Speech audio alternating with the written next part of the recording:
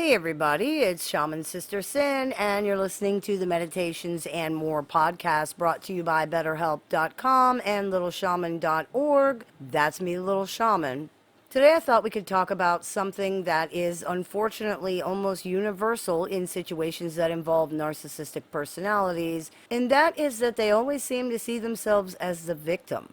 No matter how used to that you are, no matter how educated you are, it can still be shocking to see someone so blatantly and obviously mistreat other people or screw them over, then go on and on and on about how they are the victim in this situation. And they're so sincere. They're so indignant and so hurt and so self-righteous. They're so very, very convinced that they are the injured party here, and that's all that really matters. And they're often smug about it as well. For the narcissistic personality, even though victims are by definition powerless, there is power in being a victim, because if you're powerless, you're not responsible for anything. If you're a victim, it's not okay for people to even suggest that you might be responsible for anything. That's music to a narcissist's ears. It is the ultimate get out of jail free card. Therefore, it's the one that narcissists are constantly throwing down. There are only villains and victims in the narcissist world, and if you are the victim, you can never be the villain. That means everything you do is justified and not your fault, if in fact you did anything, which of course you didn't. Not only is this complete immersion in a victim identity often shocking coming from a person who is so very clearly hurting other people, it's also really frustrating. No matter what you try to tell this person, no matter how you try to explain things, they still just keep saying the same thing. They're the victim, whether of circumstances, other people, you. Either way, the story is always the same. They didn't do anything wrong, and even if they did do something wrong, it's not their fault and they're not responsible. In fact, you are horrible for even suggesting otherwise. At first glance, it's common for people to believe that the more grandiose or overtly narcissistic personalities don't engage in this behavior or have this mindset. However, closer examination of the situation almost always reveals it.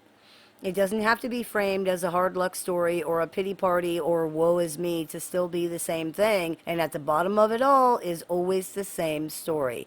They are the victim, and that is believed to be a valid excuse for literally anything. Can't hold a job? That's somebody else's fault. Never did anything really with their lives? That's somebody else's fault. Don't take care of their adult responsibilities? That's somebody else's fault. Got caught doing something wrong? That's somebody else's fault. Somebody made them or tricked them or provoked them or didn't tell them or sabotaged them or got in their way or did something that caused this thing to happen to them. They did not do anything except react to what was being done to them, and that's not their fault. They had no choice but to feel offended or upset or angry or powerless or controlled or provoked or whatever, and react to that in a totally unhealthy, totally toxic way that hurt other people, sabotaged themselves, ruined something, or otherwise had some kind of harmful negative consequence. Unfortunately, this belief is often supported by society in general. There are many people who are not narcissists, but will still jump to the conclusion that if somebody's a victim, nothing they do is wrong so long as it's being done to a villain. Victims in our society are venerated, even revered in some ways. They receive attention, support, sometimes they receive material things or money, and in many situations they're not held accountable for their behavior. Supporting actual victims is a wonderful thing that often happens in our society, but somebody would have to be a total fool not to see how this works, and most narcissists are not total fools. Even people who are not very intelligent can figure this out really easily, because it's not only human nature, but it's very easy to exploit. And most narcissists likely had it figured out before they were ever even adults. Be seen as a victim and you'll never be held responsible for anything. Not only that, but you can attack people who do attempt to hold you responsible for your actions, and other people might even condone that. They might even join you in that. This mindset is very dangerous. It creates a situation where whatever one does, no matter how unsafe, unfair, unhealthy, abusive, or toxic, is justified because it's considered to be not within their power to control. Remember, victims are powerless by definition. Or if it is within their power to control, they still only chose to do it because they had no other choice given the circumstances. It's totally justified and understandable, and anybody else would do the same thing. This appears to be what narcissistic personalities truly believe, which is why they might show quote-unquote proof or offer explanations for things that actually make them look bad, but they don't realize that. If they did, they wouldn't have offered that proof or that explanation, because it often has the opposite effect of the one that they were looking for. Proof narcissists offer that they're being mistreated very often demonstrates their unreasonable, ridiculous, callous, and unfair behavior toward other people, and the toxic, unhealthy mindsets that drive that behavior. Part of the problem appears to be that narcissistic people don't actually understand what mistreatment is within the context of themselves versus other people. Many of them seem to believe that being asked or required to do literally anything that they don't want to do is being mistreated. They also tend to feel powerless over their own lives, choices, and reactions, which means they constantly feel controlled by others. The idea that they should have to earn anything or perform to some sort of standard is deeply, deeply offensive and hurtful to these people. It appears to communicate to them that they're not good enough, and or that they're somehow being used or taken advantage of by other people. Many narcissists do not appear to understand the concepts of reciprocal relationships, healthy give and take, or earning things at all. They shouldn't have to earn anything or give anything in order to receive, including respect. And if you are trying to make them, you're abusing them. You're forcing them to perform. This seems to be the sort of baseline thinking that they operate from, the infantile entitlement in which others owe them something just for existing. The shame, rejection, and rage they feel from being forced to earn something is probably not really understandable to a person who's not a narcissist. If you really cared about them, they wouldn't have to perform like some trained monkey for whatever scraps you feel like throwing them. You would just give it to them, and since you won't, you're a bad person. You don't really care. You're an enemy. The way this is often translated into adult articulation is as arrogance and an adult brand of entitlement, but that doesn't really appear to be the true cause of this. It appears to be the type of entitlement that we see in very young children, who assume their needs will be provided for not just first, but absolutely without question, since they always have been, and since small children have no way to provide for these needs themselves. That's what temper tantrums are in both adults and children. You won't give me what I want, and I feel upset or hurt or scared or rejected or some type of way about that, so I rage at you because I can't do anything else about it. Adults are supposed to have better coping mechanisms than that, and they're supposed to be capable of fulfilling their own needs. These people seem unable to do that, so they respond the same way that babies and small children do, with hysteria, with rage, violence, whatever else. And just to be clear, the silent treatment is rage, and it absolutely can be categorized as a temper tantrum. And as an aside, just because something is being called a temper tantrum because that's what it is, this doesn't mean that it's not dangerous. Adult temper tantrums can result in people getting killed. They're very dangerous.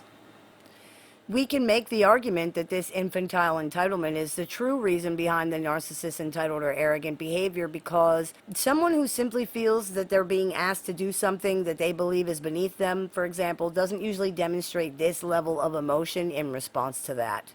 This appears to be rooted in much deeper, much bigger emotions than arrogance or the type of entitlement we see in adults. This is a primal rage and fear at being put off and possibly being forgotten, which signals extreme danger to the infant mind. That fear of being forgotten triggers shame more often than not. If they were important, if they were good enough, if they were worthy, they'd never be put off or forgotten. This is, of course, ridiculous, and more than that, it doesn't even need to be feared or reacted to because it's not actually happening, but that doesn't really matter. Narcissists struggle terribly with disproportionate toxic shame. It is a core feature of this personality structure, and that shame, or perhaps more accurately, avoiding that shame, is one of the biggest driving forces behind almost everything they think, feel, and do. It's probably their biggest and most formidable enemy. It's important to remember this is not shame about doing things that hurt other people or anything that includes awareness of the impact of their actions. It is not being ashamed of one's behavior. It is toxic, crushing, primitive shame for themselves over the perception that they have been judged as not worthy. For pathologically narcissistic personalities, everything is rigidly extreme black and white. You're either good or bad. If you're good, you are worthy and you deserve everything. Literally everything. Life, love, respect, material things, everything. Good people deserve and get good things. If you're bad, you deserve nothing. You're toxic waste. You're scum, trash. You don't deserve to live. Bad people deserve and get bad things. Within this extremely rigid framework and definition regarding good and bad, there's no room for being a human being at all, and no understanding that these things are ridiculously rigid to the point of being almost silly. It's like cartoonish. This is why narcissists live in such denial. If you do anything wrong or make any mistakes, if you aren't right all the time, you're not a good person forever now. If you don't get good things, that's proof that you're not a good person, because good people get good things. These are not necessarily the narcissist's personal standards either, by the way. This appears to be the way that they believe things actually work. In trying to survive within that framework, which is impossible for anybody, they have had to find a way to combat the shame that comes from just simple human stuff, because they have no other coping mechanisms with which to deal with that. And that makes sense if you have this ridiculous belief that making one mistake or having a flaw or doing an error means suddenly you're worthy of nothing, so you would need something to combat that. Narcissists seem to be unable to experience or view themselves except through their interactions with other people, particularly via comparisons and contrasts. Because of that, in order to stop the tidal wave of shame that comes from seeing themselves as bad, they have to transfer that identity or status to somebody else. If they can't do that, they legitimately cannot feel better. Somebody has to be forced to receive this status or this identity, to take the role, in other words. Because if they don't, the narcissist cannot assume the identity of the blameless person in the equation. They can't transform themselves into the good, or perhaps more accurately, the less bad guy in the situation. In order for them to be good, somebody else has to be bad, period. It might be a bit complicated to understand, but in function, it really is as simple as that. Me good, you bad. Me winner, you loser. Me smart, you stupid. Me nice, you mean. Me angel, you devil, right? Very, very simple here. And that makes sense. If you think about it, it isn't enough to look in a mirror and say, I am Bobby. Because for narcissists, those words don't mean anything. They need to look in the mirror and be able to say, I am Bobby, and I see that Bobby is smart because Jimmy is stupid. Or, I am Ricky, and I see that Ricky is a winner because Robert is a loser. Or, I am Phil, and I see that Phil is a good guy because Paul is a bad guy. This appears to be because the narcissist's identity is so unstable that without something to compare and contrast it against, it really has no form or focus. They certainly can't see it without these comparisons and contrasts. That's why everything seems to be a competition with them. Not only do they need to win because winning equals good, but they have to constantly compare and contrast themselves against others in order to see themselves. Remember, you are the mirror they are looking in to see themselves. Without another person to compare themselves to reflect off of, in other words, there's nothing to see. It's like a mirror without the silvering. It's just a pane of glass. There's nothing there without a reflection. Narcissists who don't have somebody else to compare themselves to are looking through a pane of glass at nothing. This would potentially feed the egocentrism of narcissists as well, since they would be constantly looking for information and feedback and reflections from other people to inform their own self-image. It's possible that that could cause them to automatically assume that everything someone else does, says, or thinks has some kind of meaning for them about them, or to try to find some meaning for themselves about themselves in these things if they possibly can. And they always can find something, because anything can be turned into anything if you look hard enough. Anything can be made to be about you if that's all you're ever thinking about, if that's the only context you have. For narcissists, just like with everybody else's basic functions, this is all automatic. That's why they're so quick to accuse other people of having this behavior and these mindsets. How would they ever really be able to conceive of somebody not needing to do that? It's important to understand this because it really is a very fundamental difference between narcissists and other people, and it's one of the many things that make these relationships so horrible. For the narcissist, relationships are essentially contests that they need to win because of what we just talked about. Wars that they're fighting for their survival. They cannot take the shame of being seen having even small failures or mistakes. They can't really take the shame of being seen at all, and they really only have one way to deal with that. Force somebody else to take that shame from them so they can get rid of it. They need to convince themselves that they're not bad, and in order to do that, they have to try to convince the other person that they are the bad one. It's the only way this works. And that means that these relationships will virtually always be abusive, or at the very least, extremely toxic. This perpetuates and compounds the shame they feel, because the worse they behave, the worse their reflection from others becomes. Remember, it's not about awareness of their own behavior or the negative impact they have on other people. It's about being seen as not good. The ever-present shame that they carry causes them to treat others badly initially, which causes others to then see them as less than flawless, to put it mildly, which creates more shame, which leads to more mistreatment of other people, and so on and so on and so on. This creates an ugly cycle that is impossible to stop or correct, and it usually only gets worse over time. Perhaps the most confusing aspect of this entire thing is that even though narcissists are often being manipulative with their claims of victimhood, they very likely really believe in these claims also. They really do believe they are the victim. It's easy to believe that these things are mutually exclusive, but they're not. A thing can be true, or believed to be true, and still be used as leverage or a tool to manipulate. For example, it can be true that someone has an illness. They might really be sick, but they can also use that illness, they can use that fact to try to manipulate other people. This appears to be a similar thing. Sometimes it's this exact thing. And why not? You might say it's gross or disgusting and toxic for someone to use what they legitimately believe to be their own trauma and mistreatment to basically extort things from other people. But narcissists aren't embarrassed to use anybody for anything. Why shouldn't that include themselves? It absolutely does. Many of these personalities have no limits and no line they will not cross, so it should not come as a surprise to anyone, though again, it is often still shocking. Narcissists in many ways are the quintessential victims. No matter the situation or the relationship, they are always being treated the worst, and their pain or injustice is always the most important. When they get older, their regrets often center around not having lived the amazing, accomplished, successful lives they could have lived if only other people had let them. If only the world had given them the chance, if only fate had not been so cruel. Their self-centeredness and egocentricity will continue to constantly hurt and shock you, as will their complete inability to see that other people matter in any way. If you're dealing with a pathologically narcissistic personality, it's important to understand that you're not going to be able to bypass this victim mentality somehow or make them see otherwise. Their whole personality structure is set up to believe this, and they really, really need to do that. If they have to completely deny, discard, or reinterpret reality to make it fit, they will.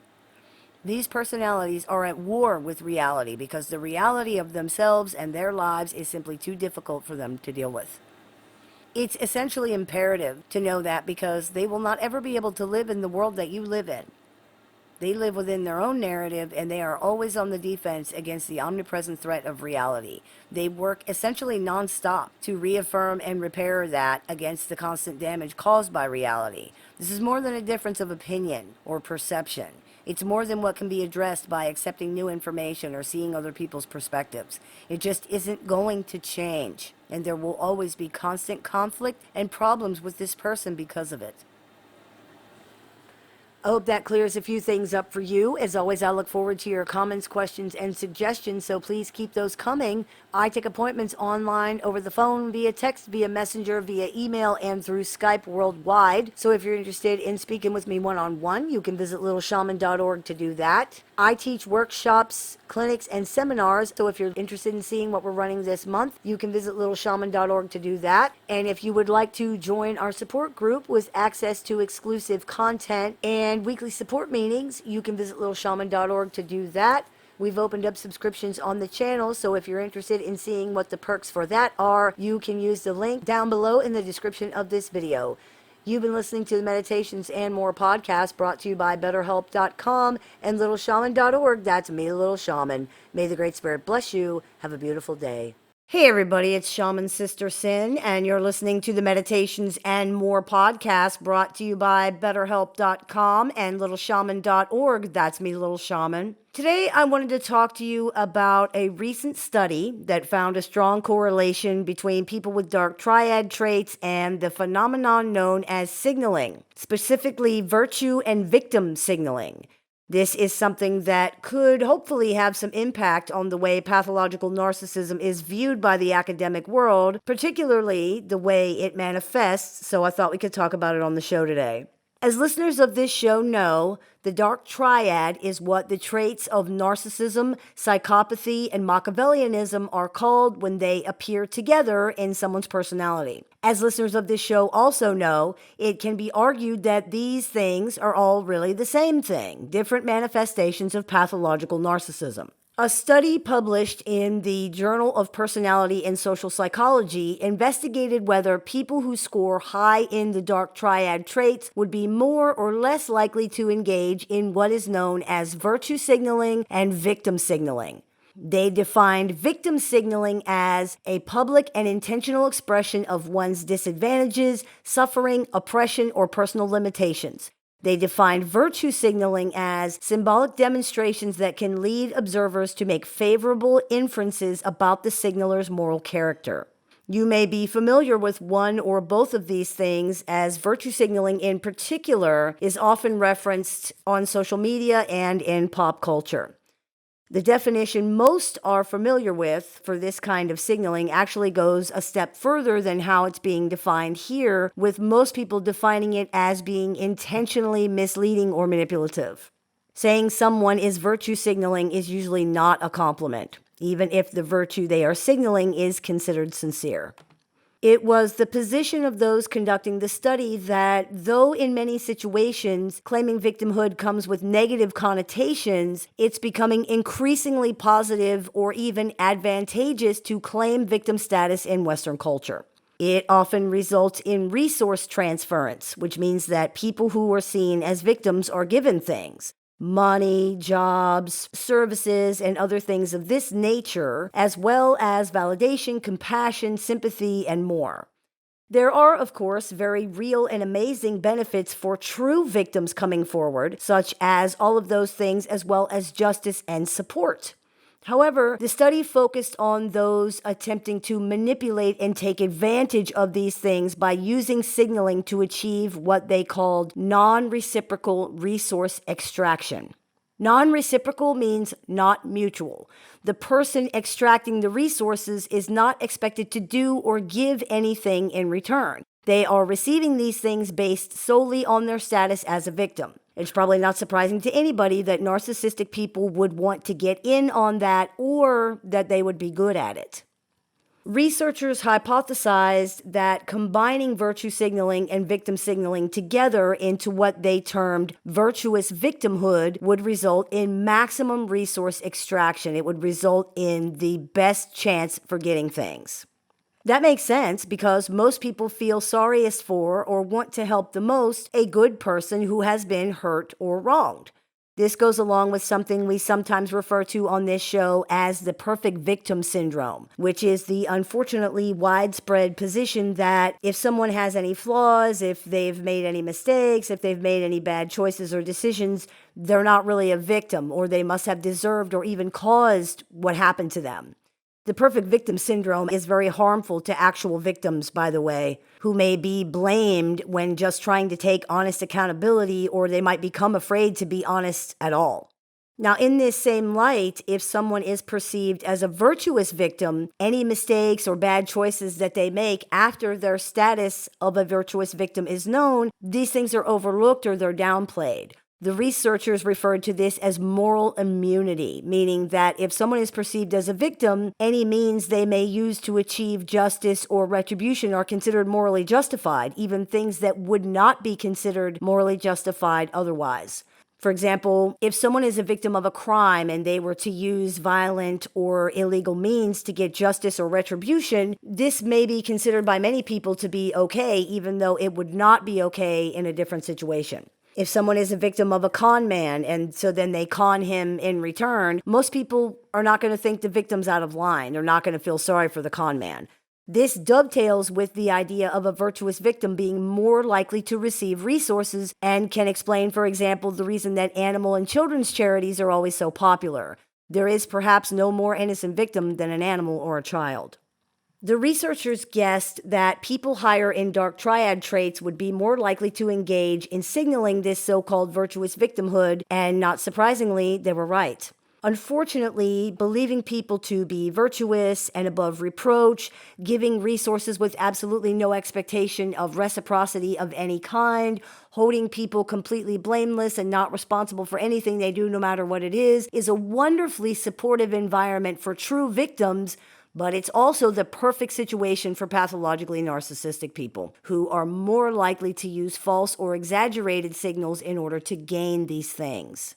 Perhaps most importantly, the study found elements that suggest the use of the virtuous victim signal by dark personalities was not unintentional but strategic. This means it was not accidental or coincidental, but purposeful and done with the intent of gain. Of course, no one familiar with pathologically narcissistic people is going to be surprised by that one. It is often assumed that anyone with a mental health challenge doesn't know what they're doing, but this is not always the case at all. Intentional manipulation is part and parcel to this particular mental health challenge known as pathological narcissism and to several others. The question of why it's happening may be the subject of debate, but as listeners of this show have heard me say many times, in practical terms, it really doesn't matter why. Now, even when keeping in mind the fact that any study relying on narcissistic people to self-report is possibly untrustworthy because of their propensity to lie or present themselves a certain way, the results of this study are significant. They're also validating to anyone who has dealt with a pathologically narcissistic person that presented themselves as a victim and found that no one believed them about the narcissist's true behavior or character. There are likely many people listening to this right now or reading the study and saying to themselves, I knew it. This study may perhaps help shape a new understanding of the different manifestations of pathological narcissism moving forward so that covert narcissism is included in an important way somehow. This is one of the biggest roadblocks to better recognition. Not all narcissists come across as egotistical, arrogant, and vain. Not all by far. The study has its limitations in this area, of course. For example, it operates on the traditional idea that the different labels of the dark triad are all separate and independent things, rather than the connected and interdependent branches of the same tree, and in keeping with that, it included verbiage to the effect that presenting oneself as a victim is probably something narcissists would balk at or would not be comfortable with. But even within that traditional or outdated framework, we know that while this might be true for some narcissistic people, it's not even close to true for all of them. So a sweeping generalization like that is still somewhat damaging to the overall understanding of pathological narcissism. Still, the existence of this study and many others that have come out in the last few years demonstrate that there is a realization in the scientific and academic communities that the accepted understanding of narcissism needs to be revisited, and that is very promising. Anyone who has dealt with a pathologically narcissistic person of any type, whether they are overt, covert, predominantly psychopathic, predominantly histrionic, however they have presented, could have predicted the results of this study, and they have been trying to get the various authorities to listen to them for a very, very long time. It's enormously validating for hundreds of thousands of people or more to see that they're finally starting to be heard. I hope this clears a few things up for you. As always, I look forward to your comments, questions, and suggestions, so please keep those coming. I take appointments online, over the phone, via text, via messenger, through email, and through Skype. So if you're interested in speaking with me one-on-one, you can visit littleshaman.org and click the Book an Appointment tab to go ahead and do that. I teach workshops a few times a month, so if you're interested in seeing what we are running at this time, you can visit littleshaman.org to go ahead and do that as well. You've been listening to the Meditations and More podcast brought to you by betterhelp.com and littleshaman.org. That's me, the Little Shaman. May the Great Spirit bless you and have a wonderful day. Hey everybody, it's Shaman Sister Sin, and you're listening to the Meditations and More podcast brought to you by Transrelational Healing, shamanspiritcenter.com, and littleshaman.org. That's me, the Little Shaman. Today I wanted to talk to you about trying to be the, quote, good guy in relationships with narcissists. This is something most people deal with when interacting with narcissists, so I thought we could talk about it on the show today. One of the most damaging, hurtful things about dealing with narcissists is the constant casting of you into the role of the villain. Whether you're evil or wrong or stupid or inept or some other negative attribute, when dealing with narcissists, everyone is eventually cast into the villain position in the narcissist story. This happens for a few reasons. Chief among these is that due to the deficits and issues with arrested development that underpin the pathologically narcissistic personality, narcissists tend to operate along basic, simple, and binary narratives. Good guy, bad guy is about the simplest, most basic, and most binary narrative that there is. It's one of the oldest stories around. Good versus bad, light versus dark, righteous versus evil, this kind of thing. Like kids playing cops and robbers, this is very easy to understand and it's very easy to execute. It's literally just, I'm good and you're bad. Narcissists have extreme difficulty with nuance and understanding shades of gray. They tend to see things as very black and white. So, internalizing the reality of more complex dynamics and understanding these is often beyond their capabilities. It really is. Indeed, they may even become frustrated or angry with attempts to inject nuance and complexity into dynamics and understanding, claiming that to do that is to make things complicated and confusing. For them, it probably does.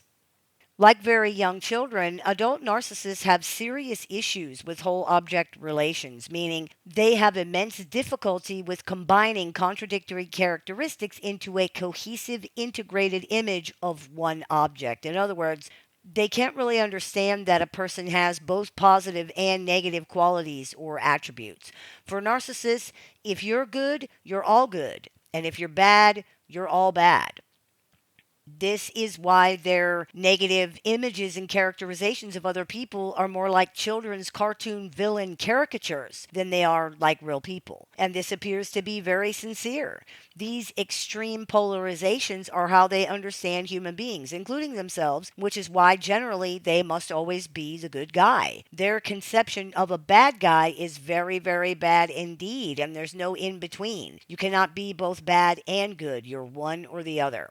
Their definition of good is angelically good. Their definition of bad is very, very bad. Absurdly, delusionally bad. Like Snidely Whiplash tying a helpless maiden to the railroad tracks, bad. Who would want to be that guy? Another reason narcissists cast virtually everyone into the villain role eventually is that because narcissists see things in such binary terms, there has to be a good guy and a bad guy. This isn't just a simple, convenient narrative, it's legitimately how they see things. As we just discussed, the bad guy cannot be the narcissist. That just can't be. That is intolerable. So it has to be you or whoever else is around enough to be able to be blamed. If you've not been the villain yet, guaranteed somebody else is, and if that person disappears or ends up in a position where they have less influence or presence in the narcissist's life and you have more, you will very likely become the villain instead. As an example, let's say you met the narcissist in your life while they were going through a divorce. Their ex partner is the big bad boogeyman. They are the villain, evil, manipulative, scheming, a cheater, a thief. They would probably kill the narcissist if they could get away with it. That is how bad they are. For your part, you are a de facto good guy here. Not the good guy, the narcissist is the good guy, but you are a good guy because you are solidly on the narcissist side. However, as time goes on and the ex has become less and less of a factor in the narcissist's life, the villain role will begin to shift. Why? Because it has to. The lack of a clear bad guy to blame and project onto, to compare themselves with, creates a vacuum in the narcissist's life, and that cannot be tolerated. Remember, narcissists exist only in the reflections from other people, only in contrast or by comparison to others. And remember further that they must project and blame their own insecurities, failures, and shortcomings onto other people. Therefore, there has to be a bad guy, and it has to be somebody who has a large enough presence in the narcissist's life to matter. How can you blame everything on someone who isn't even there to do anything? A big part of the role that other people play in a narcissist's life is as the person to blame things on. A good guy isn't a good guy unless and until he is compared to a bad guy. Due to the pervasive lack of a stable, cohesive self image or identity, in order for the narcissist to consistently see and experience themselves as a good and worthy, valid person, they need a bad guy. The one who spoils everything, the one who sabotages and destroys all the stuff the narcissist is trying to do, the one who forced the narcissist to do any of the negative or, quote, bad things they might have to admit that they did, the one they can compare themselves to and see that they are good and worthy and better. A villain, essentially. This is a large part of how it works out that narcissists so often mistreat the people closest to them. By necessity, the villain generally has to be a person who is very close to the narcissist because, again, how can you blame a person for everything if they're not there? How can you develop a self-image so that you can consistently experience yourself as real through constant comparisons to another person if that person is not around literally all the time? Narcissists who cannot do this face a legitimate crisis as they don't have a stable identity, and without a stable identity, a personality can't really function. That's why the result of taking these constant reflections away from narcissists is collapse. The personality essentially collapses in on itself because there's no foundation, no identity there to hold it up. This is what narcissistic supply does, what it's actually supplying. It supplies the narcissist with a self-image and an identity that they can experience as real. They need this because they don't actually have one that exists independently. Just as the phrase narcissistic abuse refers to the type of abuse being perpetrated, not the type of perpetrator, narcissistic supply refers to what is being supplied, not who is receiving. Narcissistic abuse is abuse that targets a person's ego directly, their literal sense of self. Narcissistic supply is the same. It involves the person's ego, their sense of self, directly. The word narcissistic in this context is not referring to the actor directly, but the mechanism targeted or otherwise involved, which is the sense of self. This is why trying to be the, quote, good guy in these situations is pointless. If we look at the situation through the reality of these lenses, we realize how pointless it really is. This person's need for you to be the bad guy or the villain or the liar or the saboteur or whatever other negative thing goes beyond this interaction or this entanglement, and even you as a person, far beyond. In fact, you yourself are not really part of the equation in any real way because you yourself are not really real in the equation. There is an Aesop's fable called The Wolf and the Lamb. And in this fable, the wolf wants to eat the lamb, so he tries to come up with things that the lamb has done wrong in order to justify killing the lamb. The lamb is able to prove that these things couldn't be possible, and so in the end, the wolf simply states that he's sure the lamb is culpable of something somehow and eats the lamb anyway. The moral of the story is that a tyrant will always find a pretext for his tyranny. Therefore, it's useless for the innocent to try to reason with a tyrant because they are intent on being unjust. In this fable and in others like it, this sound and just reasoning offered by the accused is rejected by the oppressor because it doesn't really matter. The oppressor is going to do what they're going to do anyway. The justifications that they are creating through accusing the victim of quote unquote crimes that they deserve to be punished for is really just a game the oppressor is playing with themselves, or perhaps playing for the benefit of some audience somewhere, because nothing the victim can do or say will change what's going to happen. Doesn't matter. As the Russian saying distilled from these kinds of fables states, my need of food is guilt enough of yours. In other words, the fact that they need this to happen is all the reason that's necessary. For narcissists, their need to maintain a positive self-image requires them to cast you as the bad guy because this is the only way they can be the good guy. How can they be a good guy winner if there's no bad guy loser? These binaries can only exist in direct comparison to each other. Otherwise, you're just a guy, and that's not an identity. Their motivation is not about truth or fairness or facts or logic. It's about needing you to be something because through this identification of you, through your now identity, then they can be something too. You can't reason your way out of this, and your actual innocence or guilt don't matter in this situation at all. They need you to be bad, so you are. And however we get there, just semantics. But there's another reason to stop trying to be a good guy here. Not only is it pointless, it's dangerous. Due to the narcissist binary thinking, when you're saying that you're not a bad guy, you are saying that the narcissist is a bad guy. Remember, there has to be a bad guy and a good guy, and narcissists only exist in comparison and contrast to others, which means that if you're not the bad guy, they are. Even if you're not saying that, it doesn't matter. This is where the narcissist's distorted thinking and lack of nuance becomes especially problematic. Your attempts to explain, clarify, or advocate for yourself are inevitably interpreted as attacks, which then justify the narcissist's retaliatory actions in their own mind. It's a vicious, self-reinforcing cycle that you simply cannot win, and you're not going to be able to get out of it.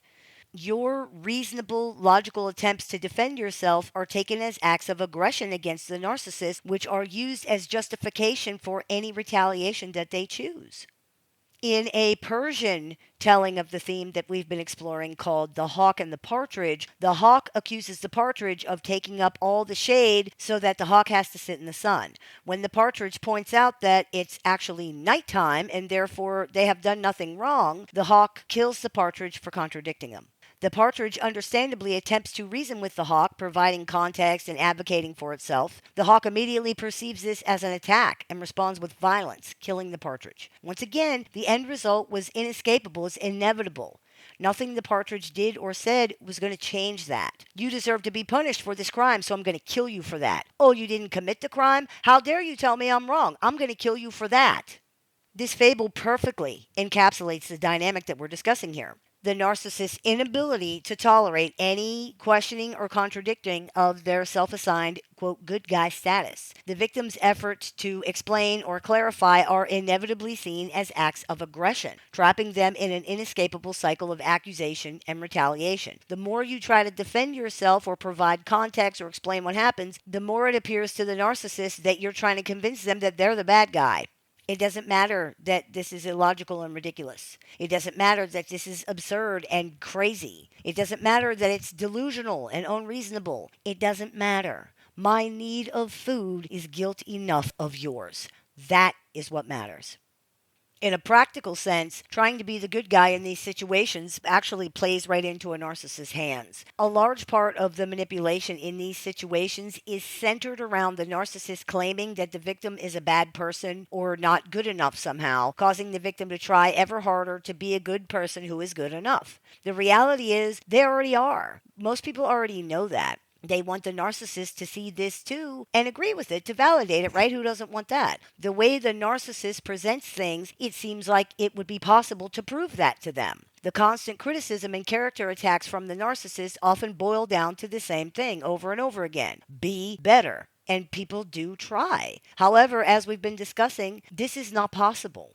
You can't raise your own estimation in the eyes of a narcissist because this will automatically lower their own estimation of themselves by default. Again, yes, this is illogical and ridiculous. It doesn't matter. That's how it is. It's a zero-sum game where any advancement or rising up of one party results in the automatic, immediate setback and lowering of the position of the other.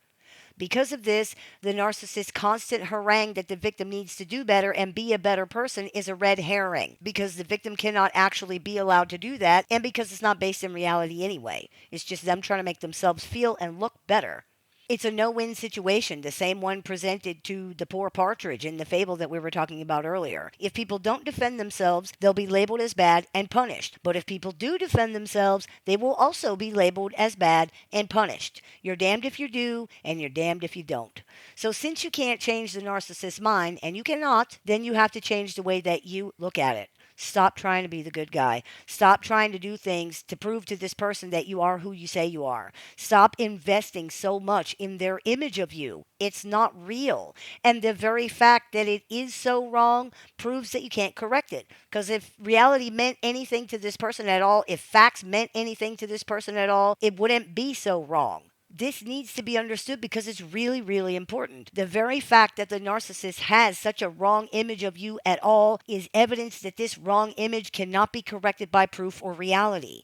If it could, the narcissist would not have such a wrong image of you in the first place because it's not based on proof or evidence or reality in any way. Investing in this false image of yourself, even to try to correct it, is succumbing to the narcissist manipulations. It's validating this. It's operating along their lines. They define themselves through defining you. If you interact with this false image, even to try to correct it, you are validating it and thereby automatically validating the narcissist's false image of themselves too. Not even just for them, by the way, but for you too. You're investing importance in it that it does not deserve. You're making it matter when it doesn't. You're giving life to a ghost, in other words. It's literally a made up fantasy. Allowing that to dominate your thoughts, to define you for yourself, to define this other person, in spite of all the evidence that you see of how they really are, allowing this to direct your choices and your behavior is a completely understandable but ultimately very large mistake. When you invest in these false images, particularly the one of yourself, when you allow the narcissist fantasy to have power over you, when you let it influence or even dictate your behavior and your choices because you are so determined to be seen as the good guy that you know you are, the person you are actually destroying your own ability to advocate for or defend yourself in any way. Because this requires you to take all of their quote unquote feedback as truth, as honest, and attempt to modify yourself in order to fit into that. The end result of this is that you allow the narcissist to control every single thing about the interaction, about the relationship, including how you see yourself. This is a massive, massive mistake. This person does not see you as you actually are.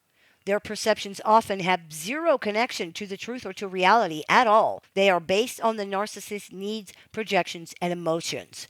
These things may have absolutely nothing to do with you or anything that you are doing or not doing, which means that you can't address them by addressing your behavior or by walking on eggshells, trying to prevent the narcissist from being hurt, insulted, offended, or otherwise reacting negatively because they're not actually reacting to what's objectively happening. They just think they are. It works like this. You say or do something, whatever it is, doesn't matter. The narcissistic personality interprets the thing that you said or you did to mean something it may or may not mean and has an emotional reaction to how that interpretation makes them feel. They react to their emotional response with behaviors such as doing or saying something or not doing or not saying something. They believe that how they feel about what they think happened is an accurate reflection of objective reality. For example, I was offended because you're being offensive. I was hurt because you're being hurtful. You're trying to hurt me, etc., etc. Because of that, they blame the entire thing on you, and they believe the problem is what or how or when or whatever that you are doing and saying things. The fact that the narcissist's interpretation and subsequent emotional reaction to that interpretation could be wrong or is being influenced by other things does not occur to them, and it makes no sense at all to them if it's pointed out. As they see it, what you said made them have the reactions that they had, therefore, that's the problem. Therefore, you are the problem. Period. That's the narrative. You're the problem. And it isn't enough for those people around the narcissist to conform to this narrative, their alternate interpretations of reality. The people around them also have to believe it. They have to be it. If they don't, then the narcissist can't become what they're trying to become by comparison and experience as real through the reflections of themselves from the other person. In other words, it's not enough for the victim to just accept that the narcissist sees them as the bad guy. The victim has to believe themselves to be the bad guy too. That's the only way the narcissist can truly see themselves as the good guy in the equation. Remember, they can only see and experience themselves through the eyes of other people, which means that essentially they only exist in these reflections from other people. It's not a metaphor. It's not hyperbole. This is why just conforming to the narrative is not enough, as you have probably noticed. A performance of bad acting doesn't convince anybody. It has to be real to be real. It's very similar to a child with a doll. The child may be very attached to the doll, but the doll is only whatever the child makes it. It does, says, thinks, feels, whatever that the child dictates. For example, the child can believe that she's a mommy when playing with her doll because the dolly is the baby, and it's only capable of embodying whatever understanding the child has of mommies and babies. It's a perfect reflection to the child of their fantasy image of themselves. If the doll behaved in a way that did not conform to the child's understanding of this, for example, if the doll jumped up and started smoking cigarettes and talking about how it wants to go to the club, the image would be completely ruined. It would be totally spoiled. The doll, then, is not viewed as just a prop, even though it absolutely is one. It is the mirror that provides the proper reflection of the child's fantasy image back to them. It's a vessel that reflects the child's own internal understanding, fantasies, and self image. I'm the mommy because I'm taking care of the baby. The child does not see the doll as a mere object, but as an extension of their own psychological and emotional needs. The doll becomes the medium through which the child can project and realize, meaning to make real, their desires, fears, and understandings about the world. It is not a superficial interaction with an object, in other words, but a deeply meaningful one in which the doll takes on strong symbolic significance. The doll is not just a plaything, but a reflection of the child's innermost self and therefore an integral part of the interaction, even though the doll is not understood as an entity that is separate from the child. Similarly, narcissists do not view the people around them as independent, autonomous individuals, but as psychological mirrors, as reflections that validate the narcissist's own distorted self-image via either comparison or contrast. The victim becomes a mirror, a vessel that exists to ultimately validate and affirm the narcissist's unstable sense of self back to them. Others are absolutely an integral part of the interaction, but not because they are seen as autonomous and independent individuals. It's because of the emotional and psychological weight that the narcissist places on these interactions. The people are props, yes, but not just props at all. Rather, they are vessels for realizing deeply personal, highly charged projections and fantasies about the narcissist.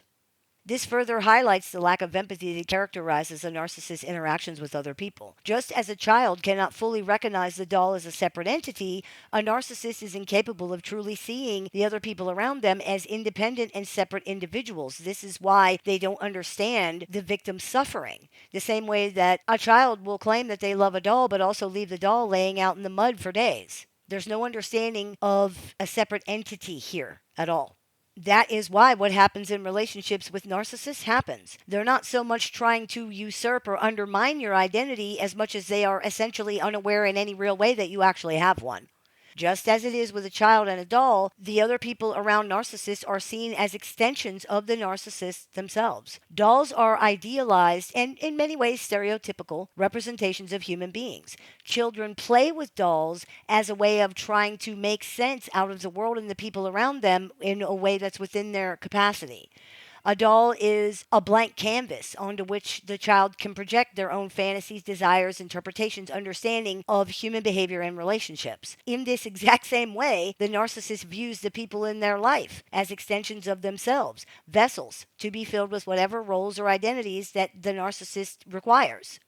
In the same way that a child assigns specific personalities, emotions, and motivations to their dolls, the narcissist assigns these same things to the people around them based on their own needs, their own understanding, their own perceptions. The victim becomes a character in the narcissist's psychological drama, expected to play the part that the narcissist has chosen for them rather than being recognized as a distinct, autonomous individual. There's no escaping this role. For this and all the other reasons that we've discussed here today, there's simply no way for you to overcome this dynamic. There isn't really a way for the narcissist to overcome it either. Regardless of your intentions, of your actions, it plays out the same. This is the level of their capability. Ultimately, you will become caught in a catch-22 from which there's no escape. If you agree and accept the narcissist characterizations of you and your actions, you're punished because you're admitting that you're a bad guy. If you do not agree with it, if you defend against it, you are also punished because you're denying that you're a bad guy and you're saying the narcissist is a bad guy. There's no room for the possibility that you might not actually be a bad guy. And this is because there's no room for the possibility that the narcissist is not the good guy. The mommy can't be the mommy if the baby's not the baby. Therefore, you are the bad guy whether you agree with that or not. And whether it's even true or not, doesn't matter. I want to be the mommy, therefore you're the baby, period. Allowing these delusional characterizations of yourself to carry any weight with you only makes it so that you can't defend yourself, because defending yourself automatically makes you the bad guy. So does not defending yourself, by the way, but at least defending yourself allows you to say, at least to yourself, that you reject these false images and characterizations of who you are as a person. The worst thing for a victim in this situation is to allow these delusional characterizations to get any foothold in your mind. Your relationship with the narcissist is not going to change either way. It will be just as abusive and one-sided as it ever was, but your relationship with yourself will be very damaged, perhaps irreparably. And that relationship is much more important than the one that you fantasize you're having with any narcissist, because the fantasy is all it is. So, in conclusion, stop trying to convince people that you're a good guy in these situations. It doesn't work in a lot of cases, but even more importantly, it doesn't matter. It doesn't matter how much you try to conform to a narcissist's standards or influence their opinion of you. It doesn't matter if other people don't understand why you've ended the relationship or why you go no contact. It doesn't matter if they have opinions of you that you don't agree with. It doesn't matter. These things are not more important than your well-being. Even just saying that out loud sounds crazy. So we're going to say it again. Other people's opinion of you are not more important than your own well-being. And allowing them to interfere with your choices regarding your well-being is really, really unhealthy and toxic. If someone is willing to sacrifice their well-being just so that other people don't think they're the bad guy, or if their well-being is tied to or even dependent upon needing other people to see them a certain way, that needs to be explored, because this mindset is extremely unhealthy and it generally causes serious, serious issues and hurt for people. There's no reason to judge yourself for this. If that sounds familiar to you, it's a big club and there are a lot of people in it. It's also unfair and counterproductive. Healing is about learning what works and what doesn't work for you, then using that knowledge to implement strategies so that more things can work. Understanding why we make the choices that we make and what we're actually trying to get out of any given situation is a great place to start. I hope that clears a few things up for you. As always, I look forward to your comments, questions, and suggestions, so please keep those coming. I take appointments online, over the phone, via text, via messenger, via email, and through Skype and Zoom worldwide. So if you are interested in speaking with me one-on-one, you can visit littleshaman.org to do that. I teach workshops, seminars, and clinics throughout the year. So if you'd like to see what we're offering this month, you can visit littleshaman.org to do that. I have a few books out for publication, so if you're interested in picking up a copy, you can do that on littleshaman.org or on amazon.com. And if you are interested in joining our support group with access to exclusive content, weekly support meetings, and more, you can visit littleshaman.org to do that as well. You've been listening to the Meditations and More podcast, brought to you by Transrelational Healing, shamanspiritcenter.com, and littleshaman.org. That's me, Little Shaman. May the Great Spirit bless you. Have a beautiful day. If you've been struggling through dealing with or recovering from an unhealthy relationship with a narcissist or other toxic personality, the Little Shaman has a catalog of over 500 YouTube videos designed to support your journey from discovery to recovery.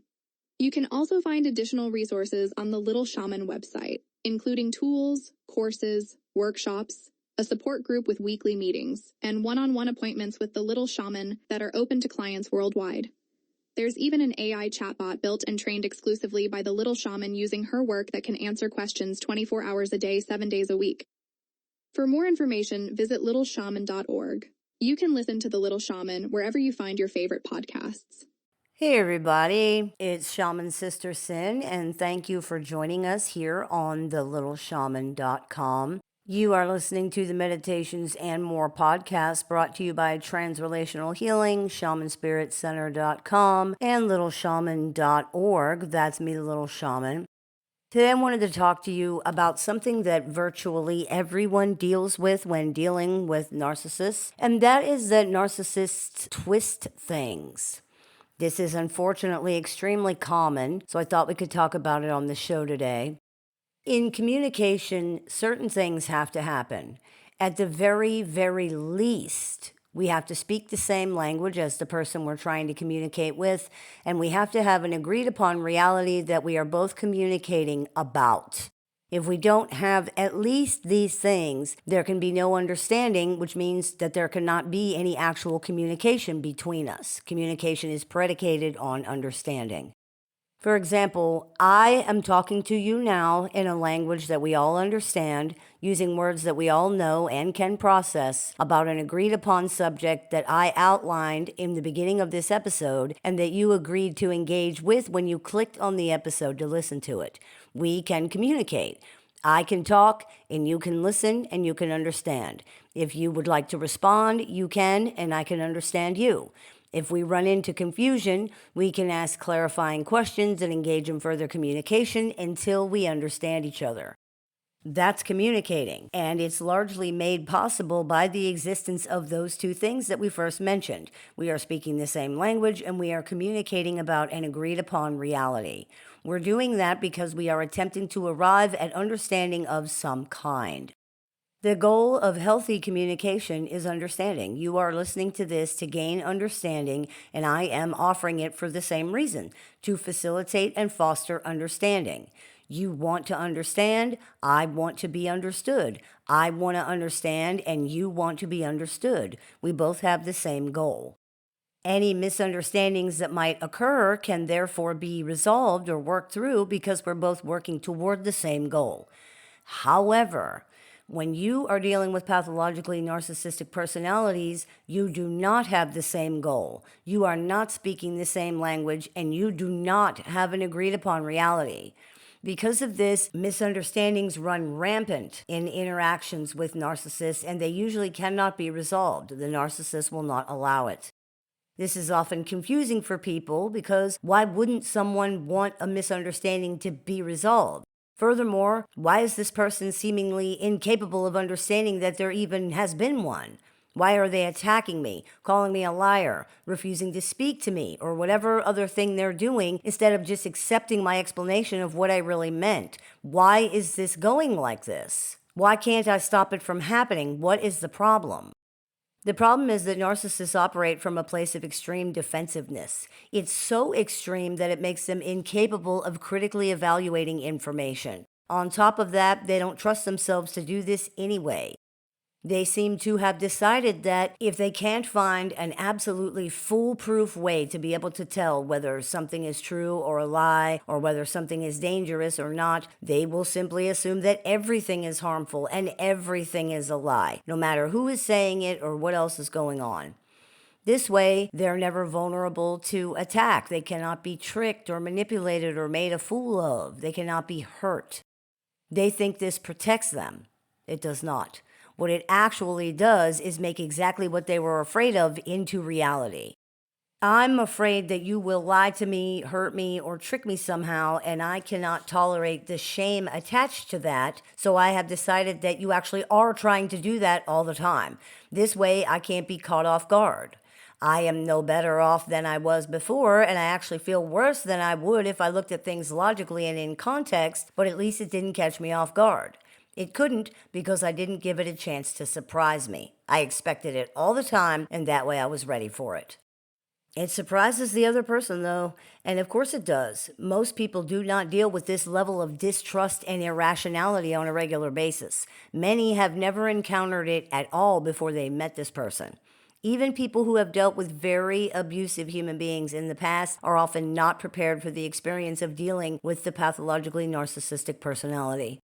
It's like a cartoon, a caricature. How can a real human being behave this way? Say these things, think these things? How can a person over the age of like 4 years old believe in such black and white characterizations of life and of other human beings?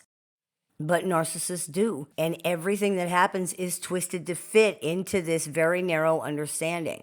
Ironically, this is one of the ways we can tell that so much of this is sincere.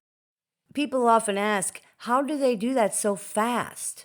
How do narcissists twist things so quickly? How can they think that fast? The answer is they don't. They are actually interpreting it that way. There's no need to reflect and calculate and come up with scenarios or ways to fit things together much of the time. They are reporting their experience in real time. In this situation, even calling it twisting is probably overstating what's actually happening. To say that they're twisting the narrative or the events in this particular context implies that this is something being done consciously. And in these specific situations, it's not.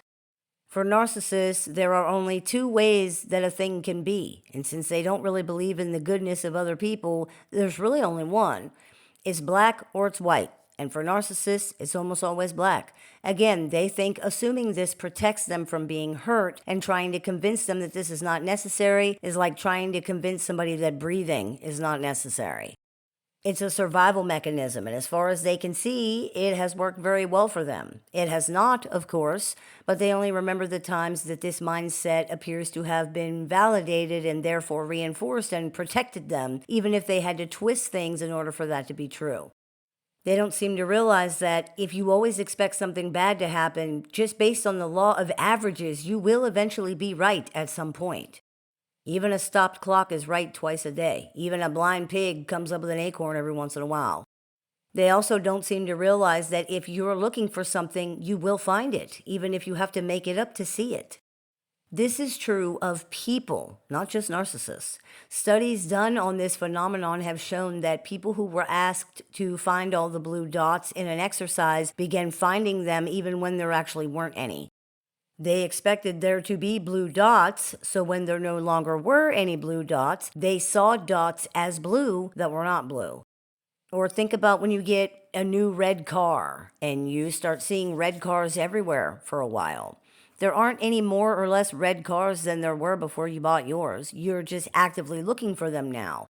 If you were also afraid of red cars or you thought they were dangerous, you very likely might identify some cars as red that others would not consider red. Why? Because you're hyper-focused on that and you have to make sure that you didn't miss any, because if you do, you could be harmed.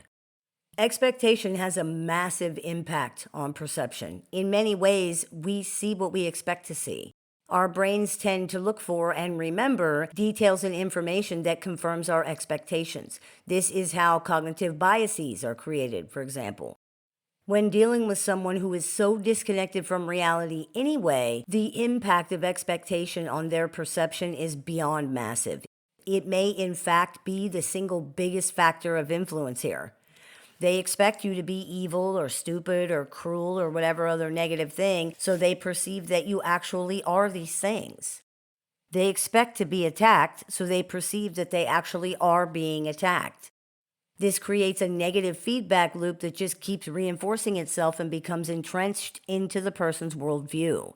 Each time their expectations are confirmed, whether through misinterpretation or through reality, it reinforces their belief system, leading to a cycle of more distrust and more hostility that can be extremely difficult to break.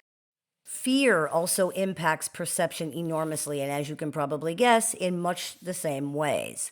Fear is a very powerful motivator, and it tends to color our perceptions more than other feelings because it's so strong and we react to it so intensely. If people are also afraid of something they are expecting, this can make their perceptions and their reactions much stronger and much more distorted. Not only might they see it anyway, whether it's there or not, but it can become what is called a self-fulfilling prophecy. This is where a person behaves in such a way that creates the situation they're afraid of, such as expecting and being so afraid that a partner will leave them that they constantly accuse the partner of cheating or otherwise betraying and abandoning them when they haven't. So the partner exits the relationship because they're tired of not being trusted, tired of not being believed, and tired of being accused of things they didn't do. Or expecting and being so afraid someone's going to be angry at you that you behave in such a way toward them that they then become angry when initially they were not. This is related to something called projective identification, which is the process by which people not only project their fears, insecurities, and negative feelings onto others, they actually create them. Other examples of this could be someone hating themselves and expecting and fearing that others will hate them too, so they end up behaving in ways that cause people to hate them. Or someone who expects and fears being mistreated, so they act in ways that are designed to induce other people to do things that they then interpret as mistreatment, such as provoking other people until they lash out. So what does all of this mean? It means expectation plus fear is extremely powerful. It can create very distorted perception, can even cause things to happen. And this is in people who are not struggling with the same deficits as pathologically narcissistic people. For those who do have these deficits, the impact of expectation plus fear is magnified significantly. A narcissist's inability to process emotion and information accurately in the first place means they are even more susceptible to these distorted perceptions and seeing or even creating things that are not there. This can lead to a heightened sense of paranoia and a hypersensitivity to perceived slights, making interactions with them toxic, stressful, and absolutely fraught with misunderstandings, which are then impossible to resolve because this person does not trust or believe anything anybody says, and they can't tolerate being wrong on top of that. And this checks out. Narcissists expect the absolute worst to happen, and then they won't believe that it didn't. They are essentially attempting to force other people to act out the narcissist's fears, carry the narcissist's own negative feelings toward themselves, so the narcissist does not have to do that. Understanding this helps to demystify narcissists and put their behavior in a better perspective. This is especially helpful in situations where they are twisting the narrative or the events on purpose. Because yes, they do this out of ignorance, simply because that's the limited way in which they function. They also do it strategically. When you are a prisoner of needing to control what other people see and how they think of you, narrative control is extremely important. How can you control these things if you don't control the narrative? Things will be twisted strategically to fit into whatever the narcissist narrative is. This usually has to do with whatever idealized image of themselves that they are perpetrating. Very often, this is of themselves as a victim of some kind, but it can be anything. This idealized image, this false self, is the star of the show, and narcissists make the movie around the star. After all, if the star of the movie is a tough gunslinger, you don't make the movie about that guy being a circus clown. The backdrop has to reinforce, support, and help create the image. Otherwise, the movie, the illusion, doesn't work. It's not believable. Most importantly, it's not believable to the narcissist. So when something happens where they can't sincerely believe themselves to be their idealized false self, they will twist things until the things fit into that. People sometimes ask, how can they tell the difference between when this is being done on purpose and when it's being done out of ignorance? But the reality is that it doesn't matter. If someone thinks that there's some significant difference here, that's just what they think. The reality is that there's not. It isn't any safer or less dangerous to deal with someone who is constantly hurting you out of ignorance than if they're doing it strategically. It might make you feel better to know that, but it affects nothing in reality at all. In point of fact, if they are doing it out of ignorance, that's arguably more dangerous, not less. People get very caught up in trying to figure out which one is happening when and all this, but in reality, this is actually a complete waste of time because it really has no bearing on anything at all in practical application. None. If you look at this situation objectively, you will see that. It doesn't matter. It is a favorite fantasy of people that if someone's hurting them out of ignorance or otherwise not completely maliciously, that person can somehow be educated out of their ignorance and therefore out of their behavior. But this is not that kind of ignorance. This is ignorance born of inability, not lack of information. This person does not have the ability to be educated out of their lack of empathy. Their behaviors are not the result of never being told that they're harming other people, for example. These things are the result of not being able to understand that or care about it. And the reason they can't do these things is because they don't have the capability. You are not the first person to try to make them understand, and you will likely not be the last. It is what it is. It's important to know, too, that none of this excuses the behavior of narcissists. It provides context for understanding what's happening and why. It demystifies and helps put in perspective very confusing behavior from very confusing people. It does not excuse this behavior.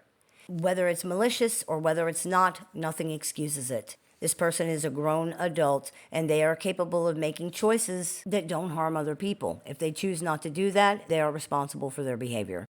If you are dealing with a narcissist and they're always twisting things, it really helps to remember what this behavior is actually about. It is a desperate attempt from a very limited person to make reality into something that they can actually deal with. It doesn't mean anything. It's nonsense. It's noise. The reality is, pathologically narcissistic people live in a fantasy world. They really do, in the most fundamental sense of that phrase. They twist things to fit into the fantasy, sometimes because they really think that's what happened, and sometimes because they need to make it appear that way for their own reasons. Either way, they cannot deal with life and reality as is. They don't have the ability to see it or the coping skills to deal with it if they could see it. The best they can do is pretend that it's not true. Pretend that it's something else. It is really, really important to understand how much of this is really happening here. This person does not inhabit the same reality that you do. They really do not. Their perception and interpretation of you, of life, of the world, of themselves, of everything is entirely different than yours. This is not an act in the sense that, oh, they're just pretending to see things differently. No, they really do. If things happen that don't fit into their worldview, these things are ignored or they are reinterpreted to fit.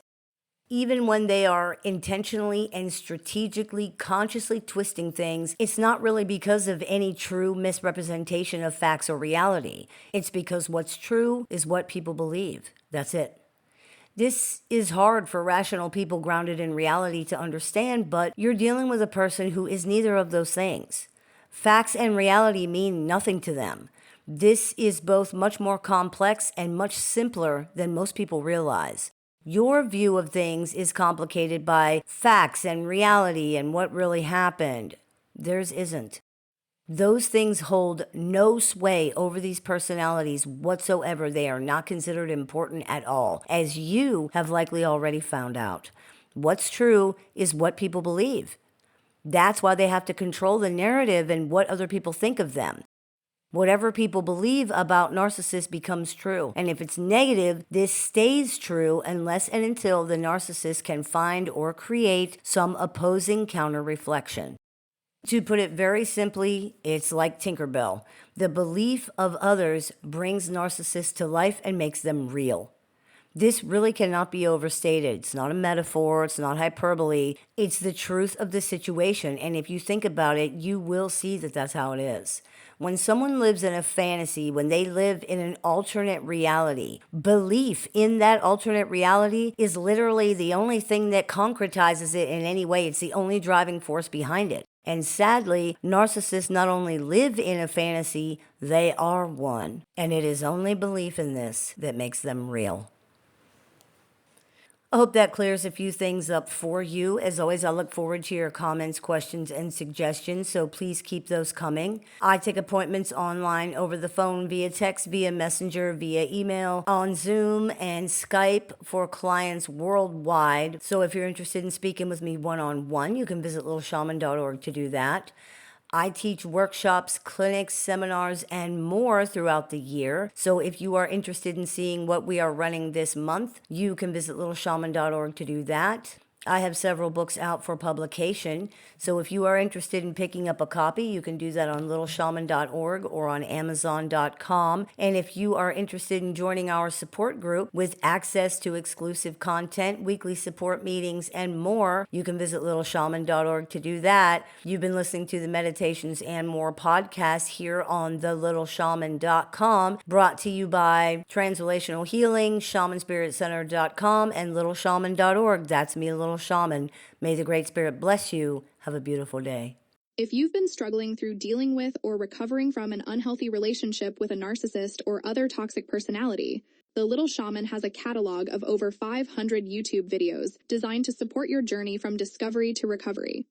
You can also find additional resources on the Little Shaman website, including tools, courses, workshops, a support group with weekly meetings, and one-on-one appointments with the Little Shaman that are open to clients worldwide.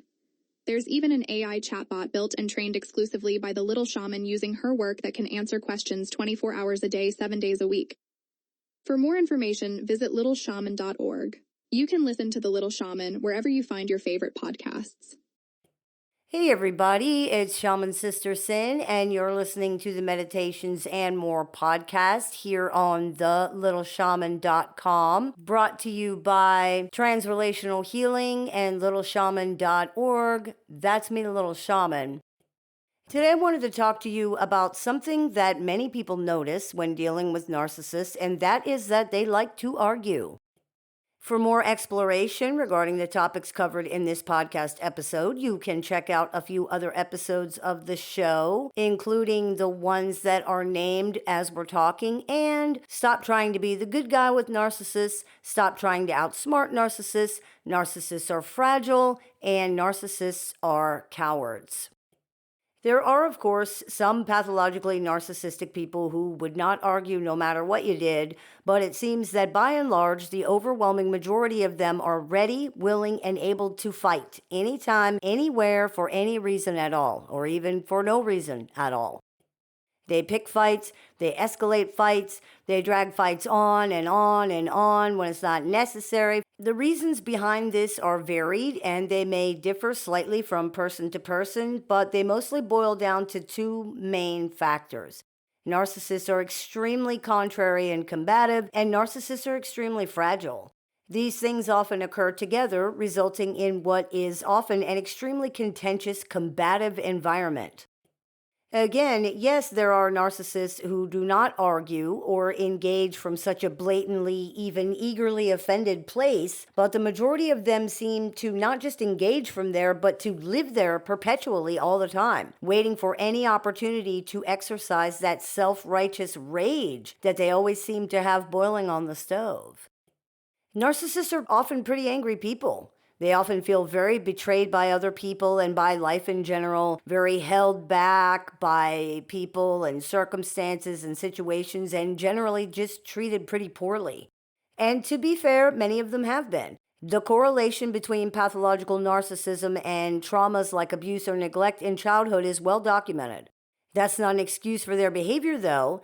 It's understandable for a person to be angry or to feel defensive in that situation, but being mistreated or done wrong in life is not some kind of free pass to just treat other people badly. It's not a justification for mistreating others, no matter what anybody thinks.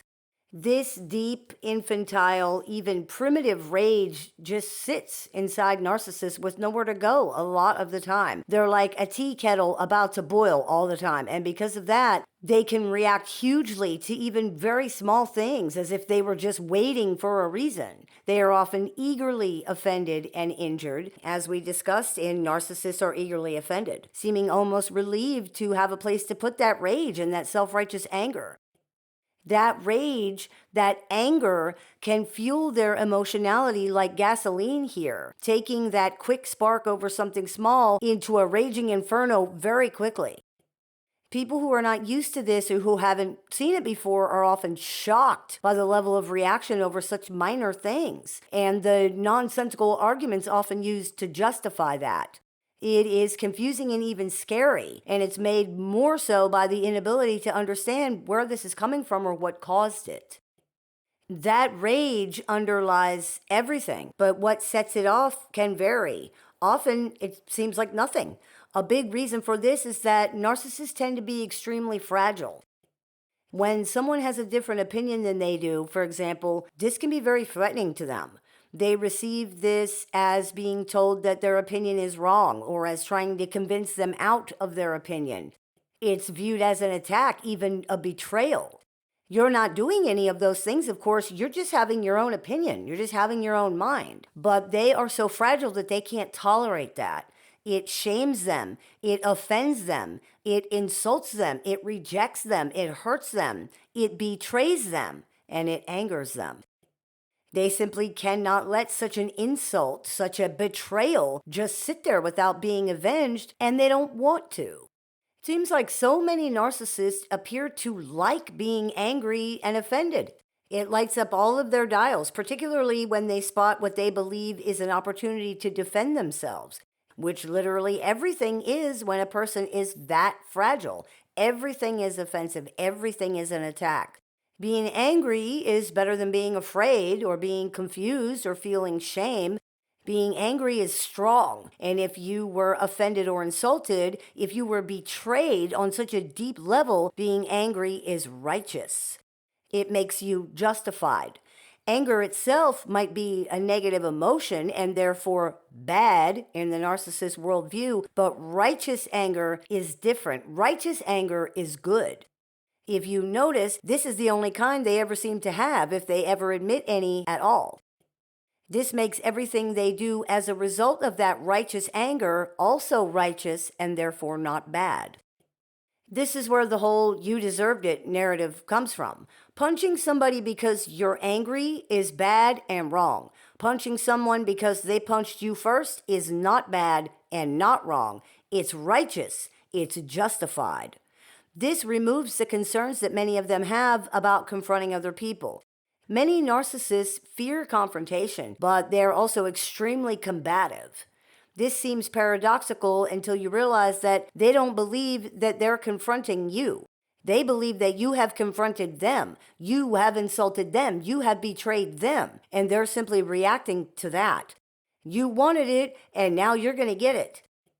They refuse to allow situations to be diffused or resolved. You wanted to offend and insult them, you betrayed them, and now you want to just lie your way out of it because you thought they were just going to sit there and take it. Well, you shouldn't have done that if you couldn't hack it. This is very hurtful and confusing for people because they weren't trying to do any of that. They weren't trying to fight. They weren't trying to offend or insult or hurt anybody. They can't understand what has caused the problem or why they can't resolve the situation. The reality is that there is no way for you to ever know all of the dozens of ways that a narcissist could take something because you're using logic and they're not.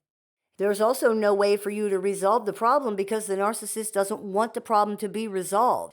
They're angry and they want somebody to beat up, sometimes literally. There's nothing you can do to stop or defuse this because they want the release that comes with punishing the betrayer that has so horrifically attacked and harmed them, and there's only one way to get that. In the episode of the show called Stop Trying to Be the Good Guy with Narcissists, we discussed a fable, The Wolf and the Lamb, and a Russian distillation of the moral of that fable, which was, my need for food is guilt enough of yours. What this means is that if someone is intent on doing something unfair or cruel and is using a rationalization or a justification to do it, using logic or proof or evidence to combat that rationalization or that justification is not going to work. It won't stop it from happening because the person intent on doing the cruel or unfair thing already knows that they're not being fair and they don't care. Now, people might say, but if it's a legitimate misunderstanding or a misinterpretation, if they're so fragile that that's causing this, how does that track with knowing that they're being unfair and not caring? Because for them, being unfair or fair or whatever to you doesn't matter. Facts and reality have no value here. It's much, much more important to righteously defend themselves and achieve the release of venting their righteous anger upon the bad guy. When the rage takes hold, these things, fairness, unfairness, right or wrong, which never mattered very much at all anyway, cease to matter at all. They are now basking in the glory, yes, the glory, of being self-righteous and punishing the evil, guilty, backstabbing, mutinous betrayer. And questions like whether this is actually fair or right or not really don't matter. Their need for food is guilt enough of yours. You might have heard it said that being offended doesn't mean that you're right. Well, for narcissists, it does. Questions of right and wrong or fair and unfair simply pale in comparison to the emotional experience that they are having. None of this matters. They don't care if they're right or wrong. They don't care if they're fair or unfair. They are offended. They are hurt. They were insulted. They were betrayed. That is what matters. And any other consideration mentioned by anybody else is just a smokescreen designed to take the focus off of the only thing that really matters in this situation, which is how the narcissist feels. There's also the fact that many narcissists are extremely contrary and combative. This is a facet of these personalities that should be taken seriously and not dismissed or overlooked because it tends to cause a lot of problems. They often argue just to argue, perhaps even as a way to manufacture the feelings of release and self-righteousness that we were just talking about on some level if these were not triggered organically. To say a person is contrary is to say that they are extremely inclined to disagree or to do the opposite of what's being asked or expected of them. Anyone who has dealt with narcissistic personalities knows that this describes a large majority of them. Their entire goal often seems to be to just contradict whatever's being said, even if the other person is agreeing with them, which can lead to some hilariously horrible, incredibly stupid, and frustrating arguments. This happens in large part because they are contrary personalities. Not only are they extremely combative and ready to fight at the slightest opportunity because the idea of winning makes them feel powerful, not only might they be attempting to get attention by being oppositional and creating conflict, but they're trying to establish an identity in opposition, the same way that we see toddlers do. When toddlers start to realize that they are individual, separate people from their caregivers with their own thoughts and their own feelings, they start to become very contrary, disobeying and testing boundaries as a way to try and to develop that and to exert control and mastery over their environment. You might remember this stage from your own children's development when their favorite word was no, and they very intentionally did the opposite of every single thing you said. They're testing boundaries and learning what they have control over in their world. Narcissists appear to be somewhat stuck in this psychological limbo of trying to individuate from other people but not quite being able to really do so. What we see as a result is the enmeshment with and imitation of the other person's personality, along with a complete and total rejection of it in favor of trying to define themselves as separate through opposition. This positioning is very stressful for the narcissist as they feel simultaneously dependent on the other person, but also very controlled and smothered by them as well. Many narcissists will accuse other people of being controlling and smothering, even when this accusation makes no sense. It's projection on their part. They're the ones attempting to control other people in these situations most of the time, but it's not just projection. They do feel smothered and controlled by how much of a dominating influence other people are on them. This is not the other person's fault at all. They have done nothing wrong. The problem is that the narcissist is so fragile and their identity is so flimsy and unstable that any deviation from what they think is intolerable. It's perceived as an attack and a rejection, a betrayal. They seem to feel enormous internal pressure to assimilate to other people's personalities. Their mind is very taken up with what other people are going to think of them, with not being wrong, whatever that means, and the need to use others to create an identity. This feels very controlling to them, as it certainly seems like it would, and they resent that. The contrary behavior that we often see serves as a way to relieve the stress of feeling controlled and the sense of they're being swallowed up by the other person's identity. They reject you in your controlling ways. If you say something, it's wrong. If you believe something, it's false. They are their own person.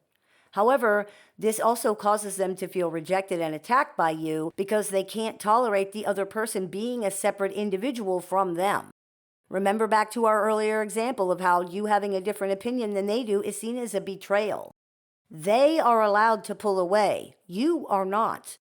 This will be read as abandonment and a rejection of the narcissist, even if they're pushing you away at the same time. This is a person who's dependent on other people but doesn't want to be, who dreams of being their own independent and autonomous person but really can't, who is terrified of being rejected and abandoned without the stabilizing influence of other personalities, but lacks the ability to exist independently. In so many of these situations, this is a person struggling to complete a developmental milestone that most of the rest of us had largely achieved before we were even completely potty trained. The problem is that they likely cannot complete it now because they don't have a fully formed identity to replace the influence of the other person. They are stuck simply trying to complete this process over and over and over. I need to see myself through your eyes, but you're controlling me by doing that.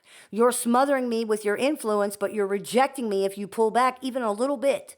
I don't want to agree with you because I want to be separate. I don't want to disagree with you because I can't take the rejection. And on and on and on and on. This is an intolerable situation for most people because everything you do is wrong somehow. Not just wrong, but deeply offensive or hurtful. A betrayal on a level that most people probably can't really understand because they have their own identity and they're an autonomous human being. Because it's hard to understand, suffice it to say that you cannot give this person what they want. Nobody can, because what they want is not something that others can give them. They insist that you allow them to be dependent on you, then complain that you are too much of a dominating influence. It's maddening. You can't be right no matter what you do because the whole situation is just wrong. It's important to note, too, that narcissists have no real understanding of the impact all of this stress and tension and arguing and nonstop waging of war has on other people. None at all.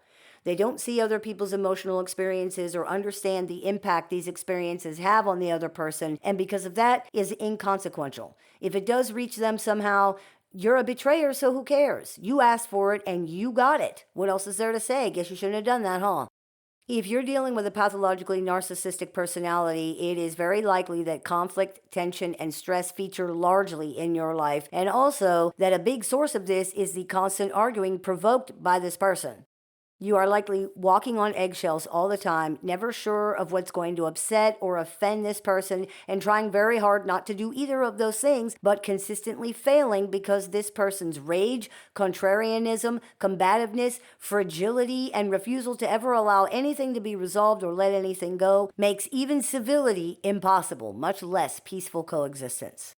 One of the biggest things it's important to do in this situation is, of course, to decide if you want to keep dealing with this or not, because chances are extremely likely that it's not going to stop or even decrease enough to where it would become tolerable. Extreme contrarianism and combativeness is often a mainstay in this kind of person's psychological makeup, and it isn't going anywhere. It's one of the ways they define themselves. It's one of the ways they let off steam. It's one of the ways they combat boredom, which they generally experience as threatening and oppressive. It's one of the ways they procure reactions and attention, therefore narcissistic supply. It's one of the ways they try to feel powerful. It's one of the ways they can convince themselves that they're the good guy or the victim in the situation. It accomplishes many things for this person, and because of that, they have no reason to stop. If you decide to stay in limited contact with them or you can't exit the situation just yet, then this is where practicing the gray rock method can help you.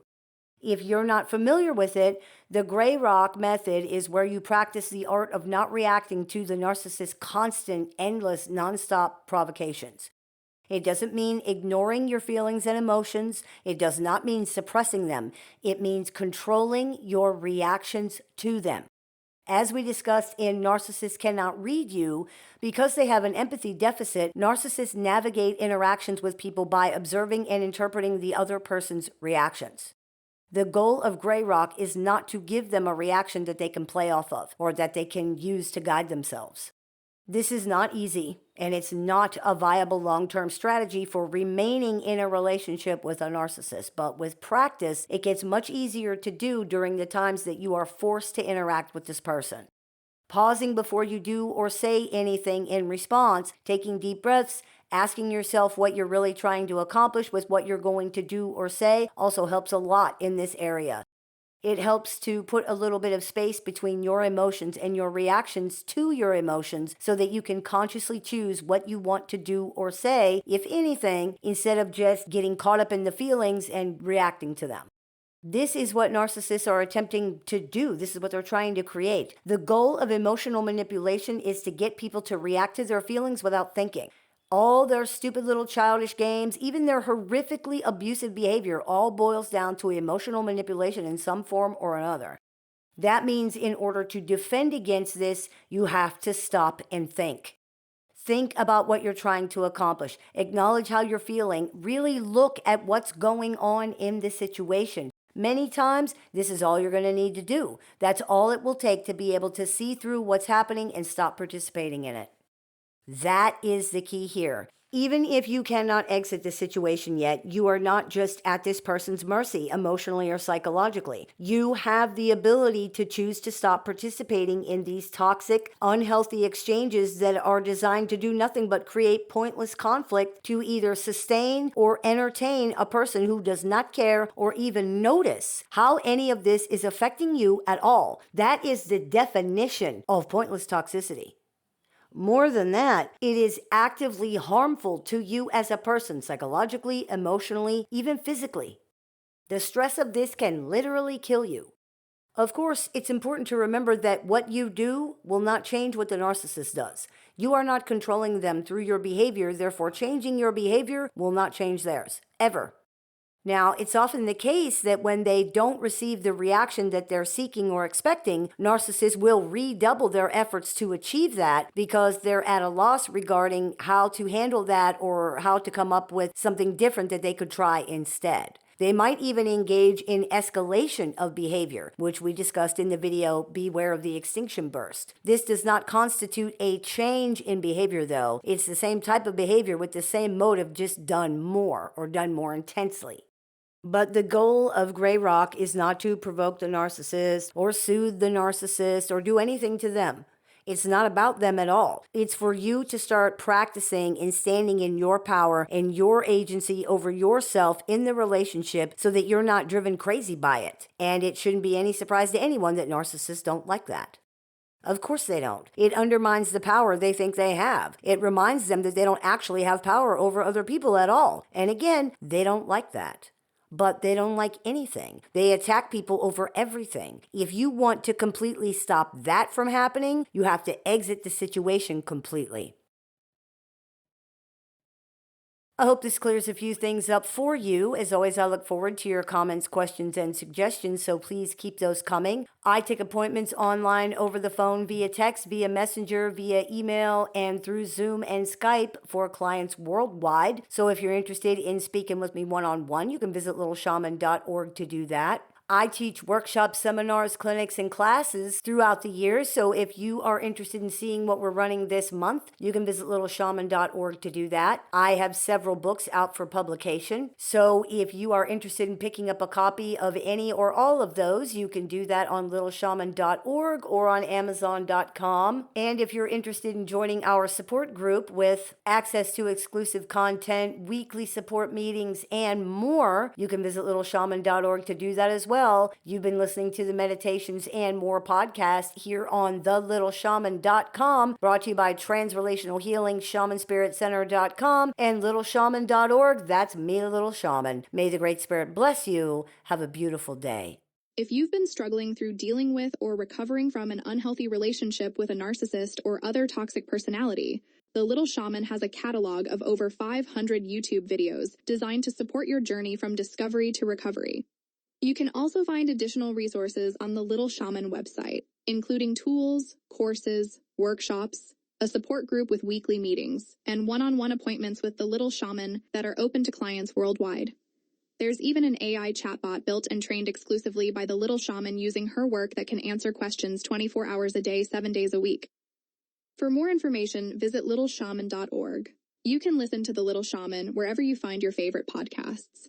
Hey everybody, it's Shaman Sister Sin, and you're listening to the Meditations and More podcast, brought to you by ShamanSpiritCenter.com and Transrelational Healing, as well as littleshaman.org. That's me, the Little Shaman. Before we get started, I wanted to let you know that the 2-day virtual narcissistic abuse recovery clinic is being held June 29th and 30th. So if you are interested in attending, you can visit littleshaman.org to do that. We'll be covering things such as how to create boundaries, how to recognize and address trauma bonds, getting to know yourself after abuse, regaining your sense of agency, and much more. So hope to see you there. Today I wanted to talk to you about something that lots of people might not realize because it can seem contrary to how so many narcissists present themselves. It's probably actually one of the biggest sources of your conflicts with narcissists, and you might not even know it because it can be hard to see, especially at first. Narcissists are fragile. By fragile in this context, we mean easily hurt, damaged, or broken. The definition flimsy and insubstantial also applies to narcissists in the sense of their identity. Anyone who has dealt with a narcissist can attest to how fragile they are, regardless of how they react, whether it's with cold silence or a white-hot explosion or anything else in between. You can see it if you look. Everything hurts their feelings. Everything triggers them. Everything insults them. Everything offends them. Though they commonly weaponize their constantly offended or constantly hurt feelings in order to manipulate, harm, and bully other people, the hurt and offended feelings themselves do seem to be genuine in many situations, in the sense that they actually do seem to be real. How these are expressed, or even if they are acknowledged, might vary, but the feelings themselves seem legit. This is a big part of why narcissists are so defensive. As we discussed in the episode of the show entitled Narcissists Are Cowards, narcissistic personalities harbor deep and ever-present fear. A large amount of that ever-present fear has to do with this core fragility. Imagine if you had a very delicate blown glass sculpture sitting on an end table in your living room. You would be hyper aware of any threat or even any movement near that sculpture for fear that it's going to get damaged or that it will be broken somehow. Now imagine that that sculpture was something that your life and your well-being depended upon. You would be extremely hypervigilant about anything happening even roughly, approximately in the same area as the sculpture, let alone anything that actually touched it. That sculpture is the narcissist's ego. It's their feelings, their identity, their sense of reality, their narrative. Everything about them is very fragile, and they are almost delusionally defensive in order to make sure that nothing causes any damage to any of these things, because that legitimately is a catastrophe for them.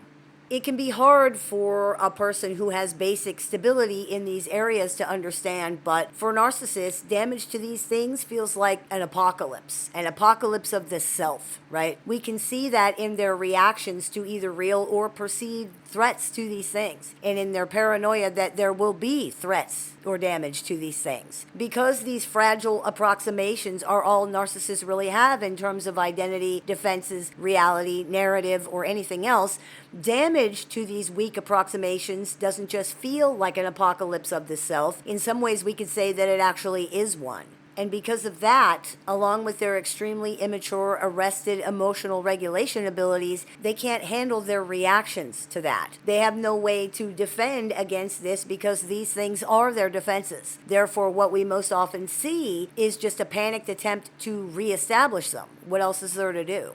This is a person with the emotional maturity and regulation ability of a toddler.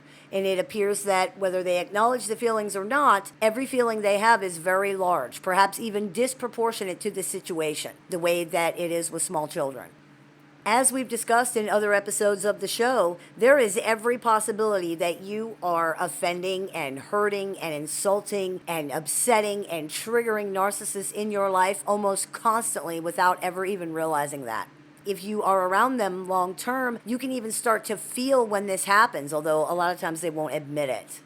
Every minor annoyance is a catastrophe. Every small problem is the end of the world. Every perceived slight is an enormous and intentional insult. Every perceived offense is a terrible and purposeful crime against them. This level of emotional and psychological fragility makes dealing with narcissists extremely difficult.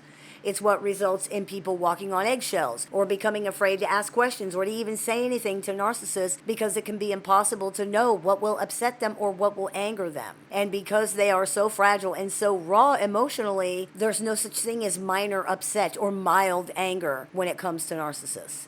Even those that seem outwardly as if they don't care about anything have this going on the inside. It's one of the core features of this personality. And even narcissists themselves often cannot explain why they are so upset or what has upset them. And many times they don't really seem to care.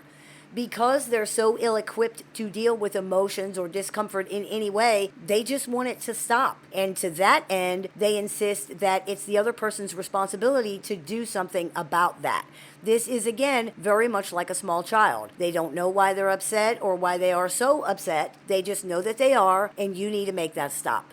That's one of the most clear indications of their fragility. Not just how easily they are damaged and wounded and affected by normal, basic, and small things, but how little ability they even have to acknowledge that that's happening. Whether they react to these feelings and emotions in a hot way, with tantrums and explosions and hysterics, or in a cold way with silences and avoidance and ghosting, or by pretending they don't care at all, it's all the same. This person is so fragile, so easily wounded, and so unable to deal that they cannot tolerate taking any responsibility for anything, even their own feelings.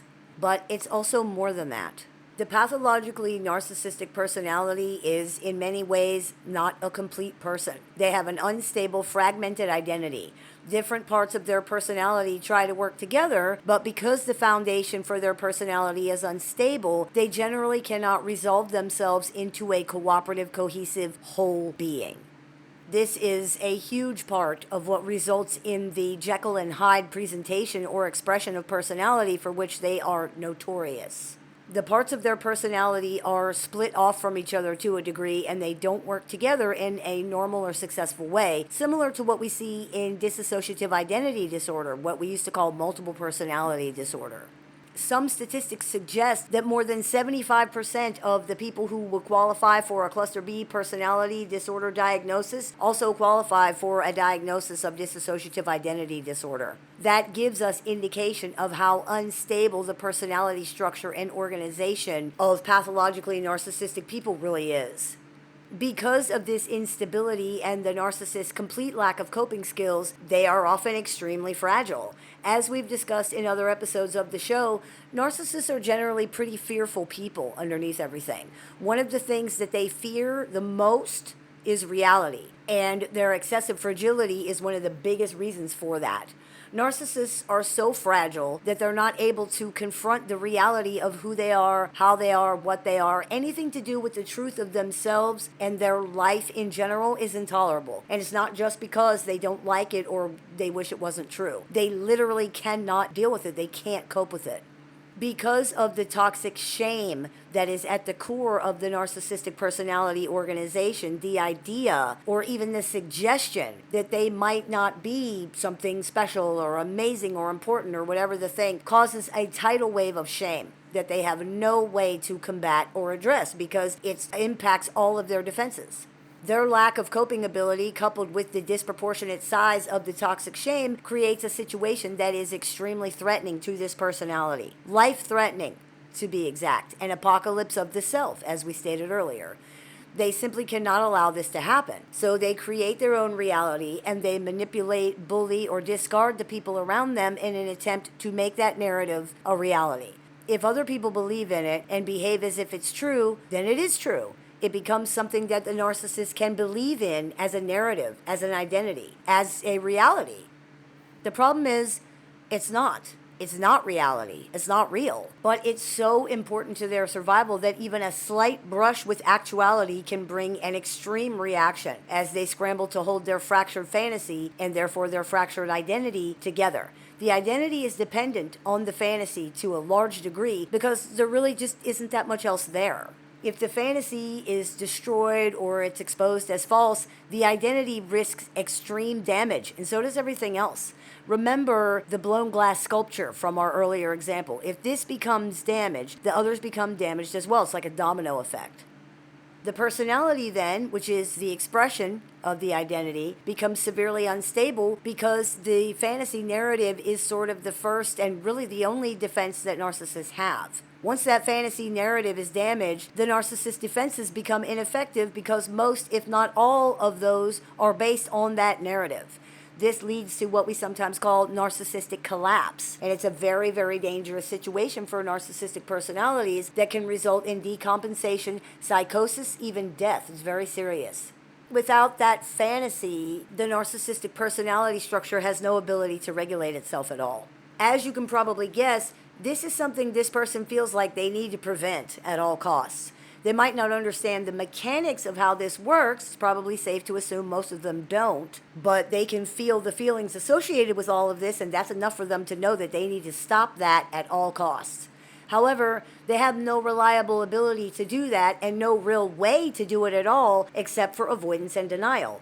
That is what the fantasy reality and false self and all their other maladaptive coping mechanisms are really about. Denial. As we discussed in the episode of the show entitled Narcissists and Denial, a Masterclass, it's all they really have, and it doesn't work very well for them in the long run because things are what they are, regardless of what anybody ever tries to pretend. Denial has no effect on reality whatsoever, for anybody. This extreme level of denial is evidence of how fragile a narcissist's emotional and psychological makeup really are. They cannot even use a more sophisticated coping mechanism because that would require at least acknowledging the reality of the thing, and they can't do that. They simply pretend that things are not true because they can't tolerate even the suggestion that they might be.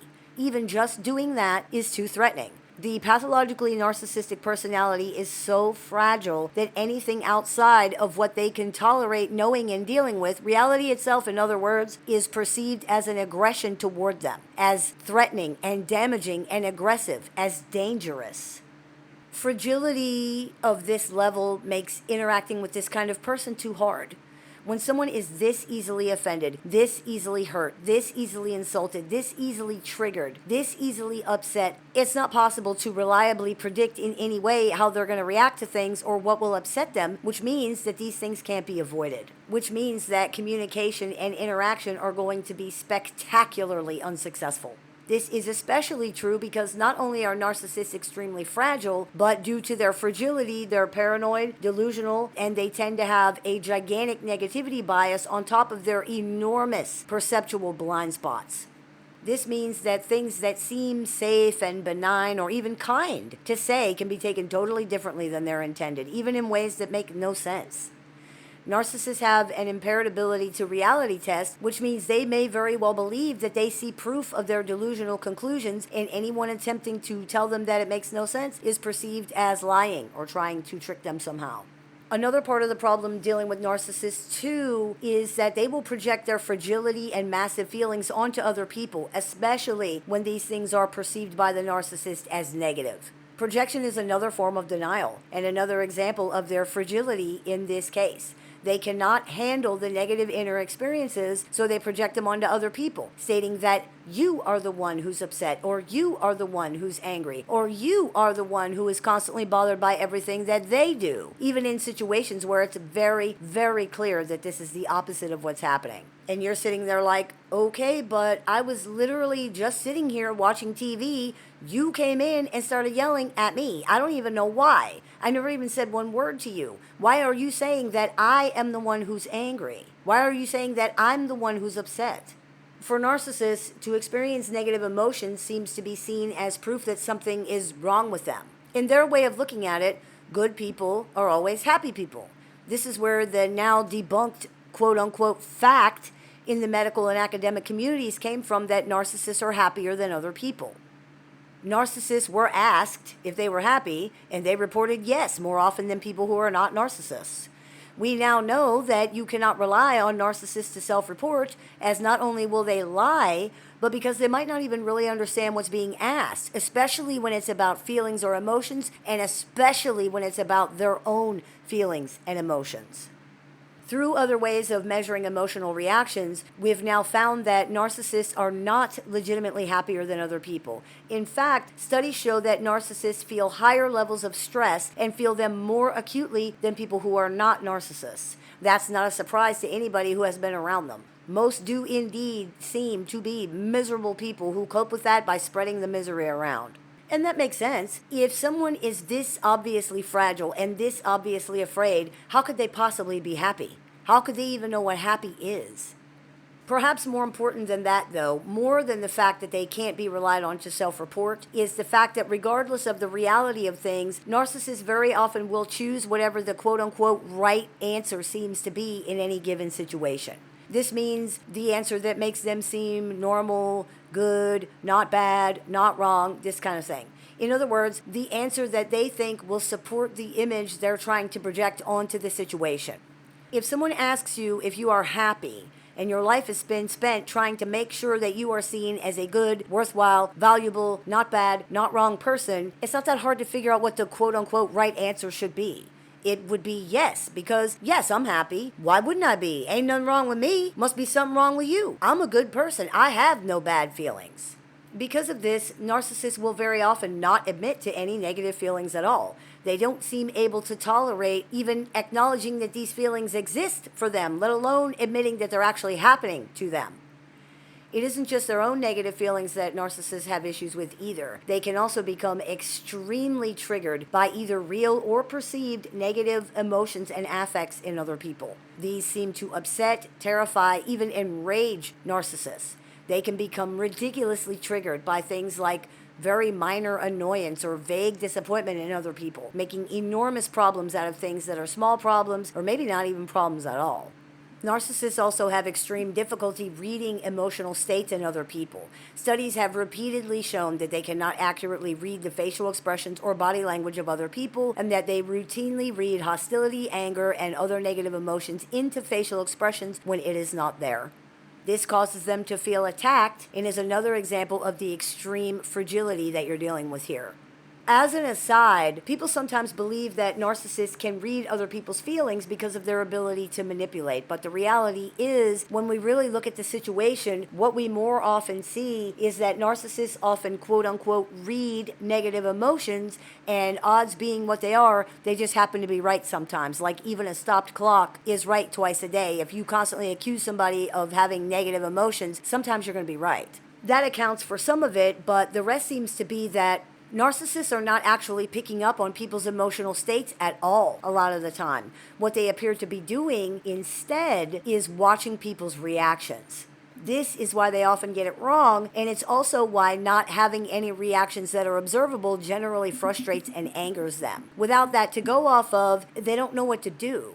If they could truly read people's emotional states, that would not happen. This is a sad situation to many. For someone to be this frightened and fragile is a shame. However, it's pretty difficult to maintain sympathy for people who are so abusive and horrible because of that. Conversely, there are people who find it impossible to believe that any adult person could be this fragile, and they view it all as manipulation and trickery on the narcissist's part. The reality, as is with most things, seems to be a little bit of both.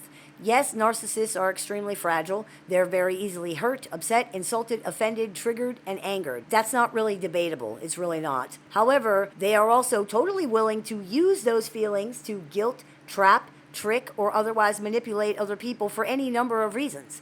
They're willing to perform emotions both real and totally dramatized for sympathy or to appear as victims as well. This is not debatable either. There can be other factors involved here as well, such as the masochistic streak that many narcissists have and the eagerness with which many of them jump at being offended, upset, insulted because of the physical and emotional arousal it creates in them, even though it feels bad. This unfortunately tends to feed into and reinforce the size and the extremity of their emotional reactions. A quote, drama addiction is a real thing. It's thought to be caused by emotional neglect of some kind. When humans are babies, if no one responds to their distress, they will legitimately die. Adults with overreactive or what we think of as drama-seeking behavior, attention-seeking behavior, seem to be sort of stuck in that mode of being for whatever reason, and this is part of why their emotions are so extreme and provoke such extreme reactions. They seem to still be having that infantile stress reaction of, if I'm not acknowledged, I will die. There are also adults who were conditioned into this behavior when they were very young by caregivers who routinely did not respond adequately to the distress unless or until it was very extreme.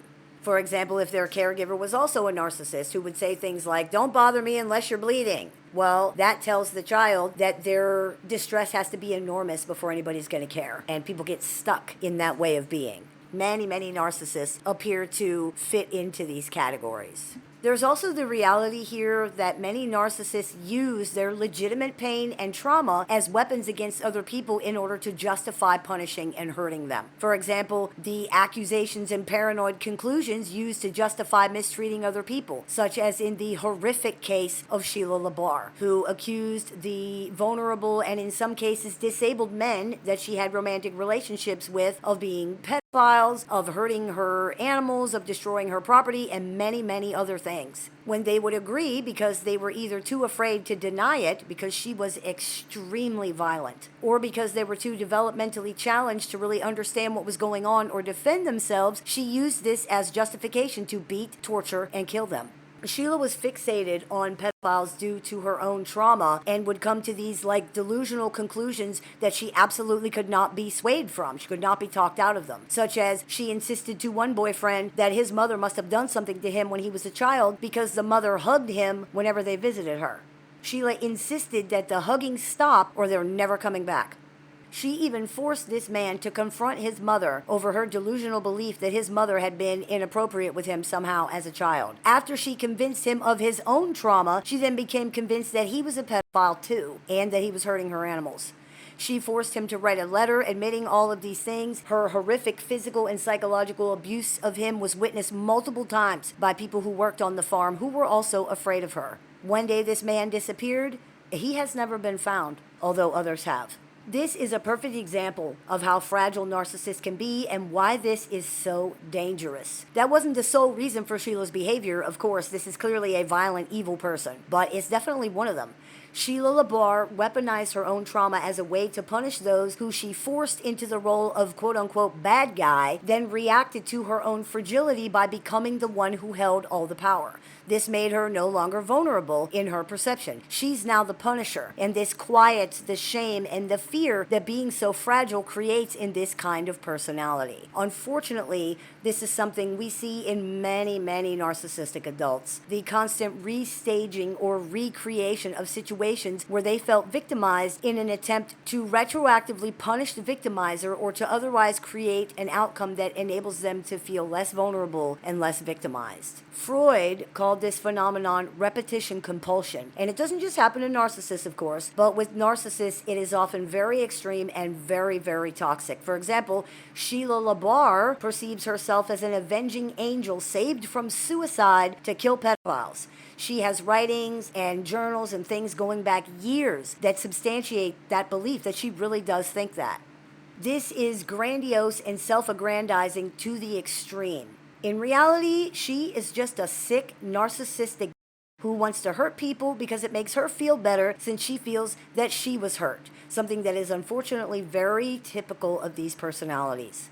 Her attorney pleaded not guilty by reason of insanity, by the way, and when she was found to be sane, she collapsed in her attorney's arms, sobbing in relief that the jury did not believe that she was crazy. She does not think there's anything wrong with her at all.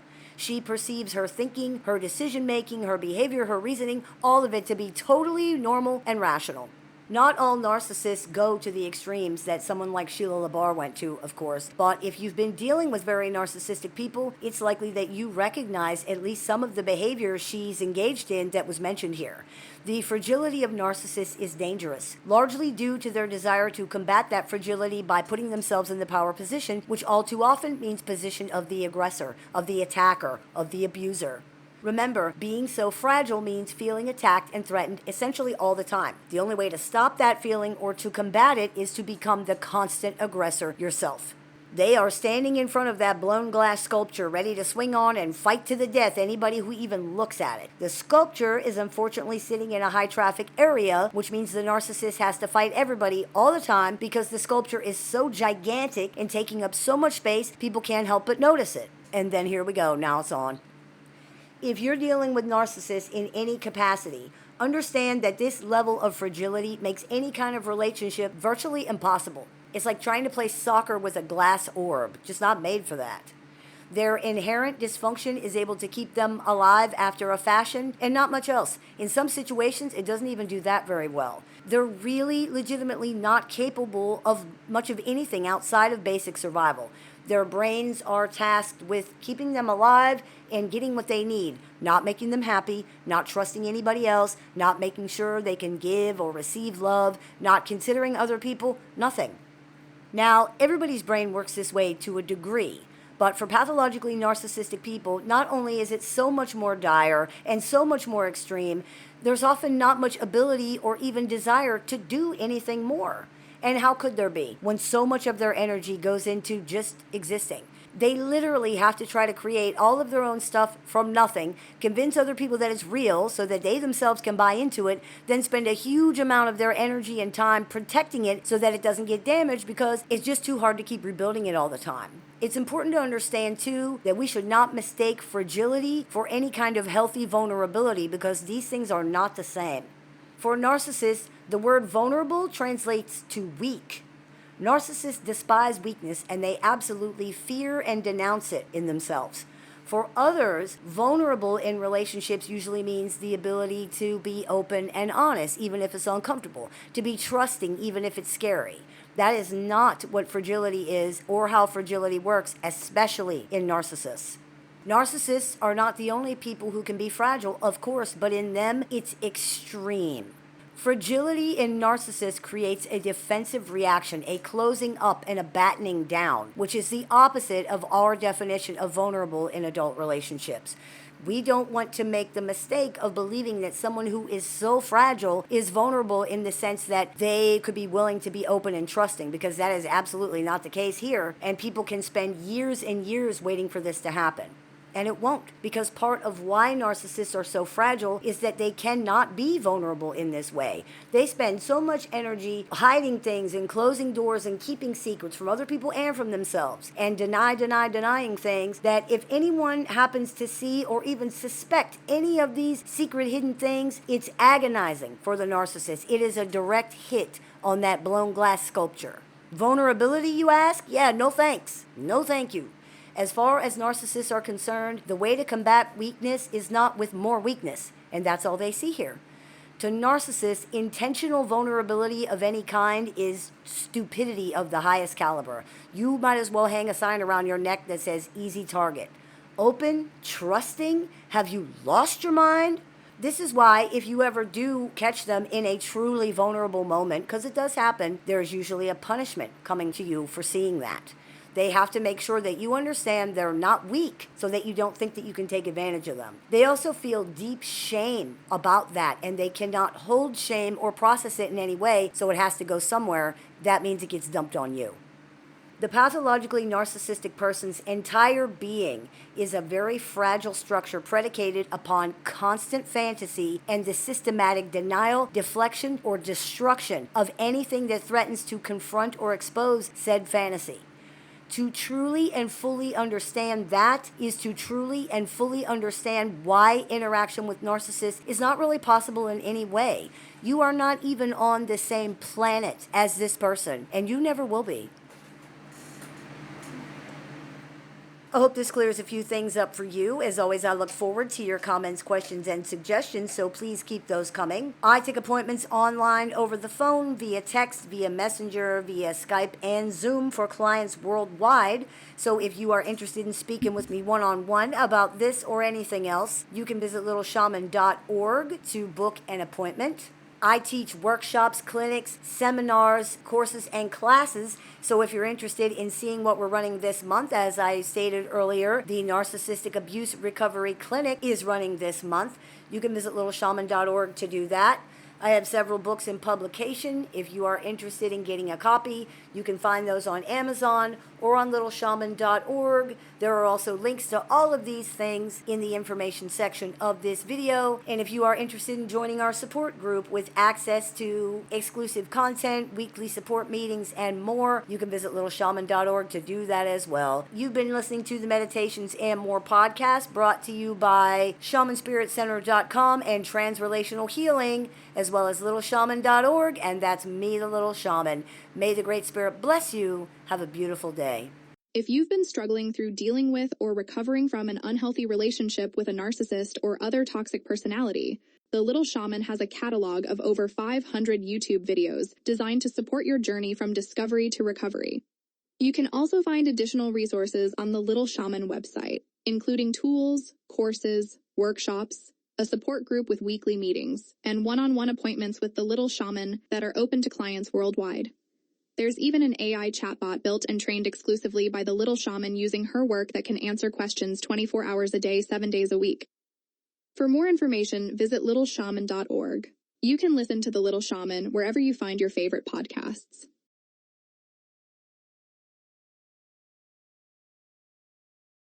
Hey everybody, it's Shaman Sister Sin, and you're listening to the Meditations and More podcast, brought to you by littleshaman.org. That's me, the Little Shaman. Today I wanted to talk to you about something that we unfortunately see all the time when dealing with narcissistic personalities, and that is that narcissists are eagerly offended. Not easily offended. Easily offended implies somebody who is maybe too sensitive or perhaps irritable in a way that they can't really help. The position of being offended, although easier for them to get to, is still a place that they would rather not be and would avoid if their temperament made that any easier. Eagerly offended is different. It is beyond easily offended. Eagerly offended describes someone for whom the position of being offended is something that they're seeking out, perhaps even reveling in after a fashion. They look for any opportunity to feel upset, hurt, victimized, or otherwise offended. This is what we so often see with pathologically narcissistic personalities. They're not just easily offended, but eagerly offended. This happens in part because narcissists are not able to hold or process their negative feelings. They have to vent them out, and they need other people to receive them, otherwise they can't feel like they've gotten rid of them. This is why so many of them react so badly to people practicing the gray rock method. They need you to take delivery of their unwanted emotions, and they read the confirmation of that delivery through your observed reactions. If you don't have any observable reactions, they can't tell if you got it or not. If they can't tell if you got it, how can they know if they got rid of it? Maybe they didn't. When you practice not reacting, they also don't feel the power and the control that they normally would feel from creating a negative reaction in you. That feeling helps them counteract whatever negative feelings they're trying to get rid of. So if they don't feel that power and control, then the negative, awful feelings just stay and stay and stay. Of course, this is intolerable, so narcissists will often ramp up their behavior in an attempt to produce the reaction in you that they're looking for that will create the feelings of power and control in them, which is what they are ultimately seeking from this whole rotten interaction. It's a two-pronged process that uses both positive and negative reinforcement, and it goes like this. Number one, narcissist has a negative feeling: shame, envy, jealousy, hurt, anger, whatever. Number two, narcissist needs to offload, meaning project, that negative feeling because they can't cope with it. Number three, narcissist finds a target to project a negative feeling onto, which brings partial temporary relief. Number four, narcissist creates negative feeling in the target, thus validating the projection and creating a feeling of power to offset the negative feeling, which brings more partial temporary relief. Contrary to what many think, negative reinforcement is not the practice of introducing an unpleasant consequence or adding an unpleasant stimuli. It has nothing to do with being unpleasant or negative in that context. It means to subtract. It is the practice of taking something away from the situation. In this case, negative reinforcement is achieved through the subtraction of the negative feelings via projecting them onto a target in the environment. Positive reinforcement is the same thing. It doesn't refer to anything pleasant in this context. It means to add something to the situation. In this case, positive reinforcement is achieved by the addition of the feelings of power and control. Though these qualities are not inherent to the terms positive or negative in this context, the conditioning is more powerful in this particular situation due to the fact that what's taken away is an unpleasant experience, unpleasant feeling, and what is added is a pleasant one, the pleasant feeling. It makes this conditioning very difficult to break because it makes it very effective, especially considering that through their projection creating an unpleasant reaction in the target, the narcissist is able to, quote, see that they were right about where the feeling was coming from in the first place or about who caused it. See, I was right. You are mad. You are upset. This helps to concretize that idea in their mind that the problem and the source of the problem actually is the other person. The offending moment can happen either at the beginning of the interaction and is due to the narcissist's inability to deal with the constant negative emotional experiences they're having, which means they're looking for a reason to explode and they're just looking for a trigger. Or it can happen when they're trying to find a target because there has already been a trigger and now they need a place to put the stuff because they can't deal with the tsunami that's happening inside of them. Either way, we often see them jump into the situation with both feet, eagerly attacking the other person with what seems like glee, seeming almost happy to have a reason to claim that they're the victim, to get angry, to become upset, to blow up. These are perpetually offended, constantly upset personalities who don't have even a basic ability to regulate themselves other than to do exactly what we see here, explode and force somebody else to deal with it because they can't. This is why it's pointless to try not to upset narcissists. Narcissists are already upset. People who are looking for reasons to be upset or angry or offended or to feel victimized can usually find them.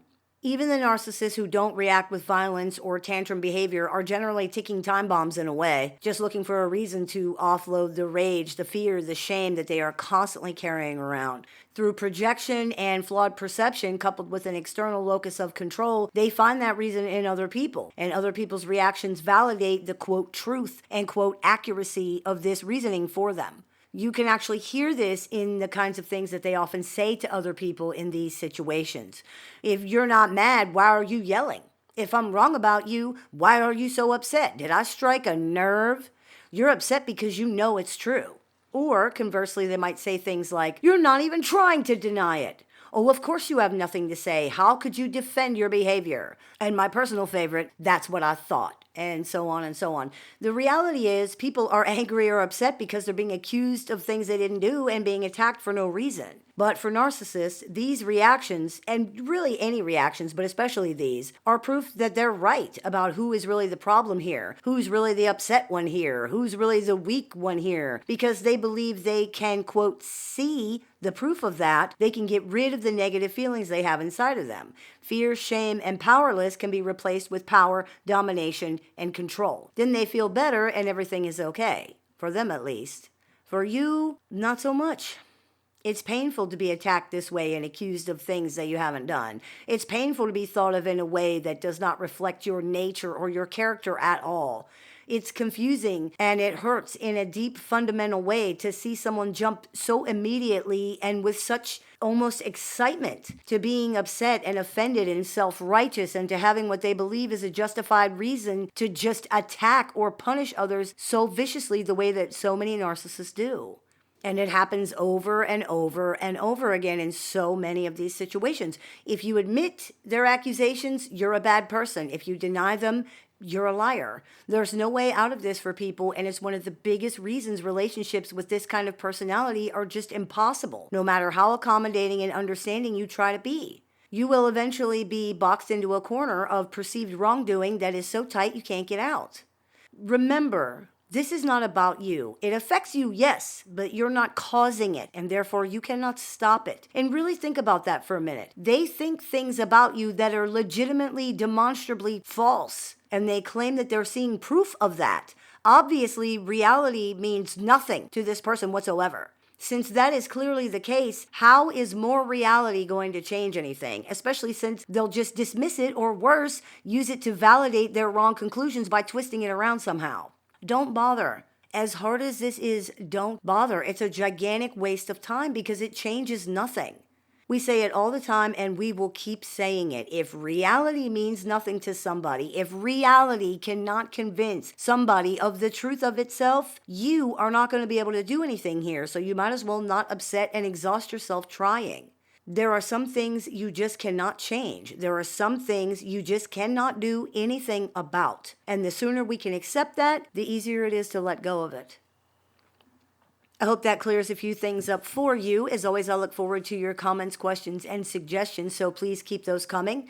I take appointments online, over the phone, via text, via messenger, via email, and through Skype for clients worldwide. So if you're interested in speaking with me one-on-one, you can visit littleshaman.org to do that. The Transrelational Healing Handbook that I just published is available on littleshaman.org and through Amazon, so get your copy today. I teach classes, workshops, seminars, and clinics many times throughout the year. So if you are interested in seeing what we are running this month, you can visit littleshaman.org to do that. If you are interested in joining our support group with weekly support meetings and access to exclusive content, you can visit littleshaman.org to do that as well. You've been listening to the Meditations and More podcast brought to you by littleshaman.org. That's me, Little Shaman. May the Great Spirit bless you. Have a beautiful day. If you've been struggling through dealing with or recovering from an unhealthy relationship with a narcissist or other toxic personality, the Little Shaman has a catalog of over 500 YouTube videos designed to support your journey from discovery to recovery.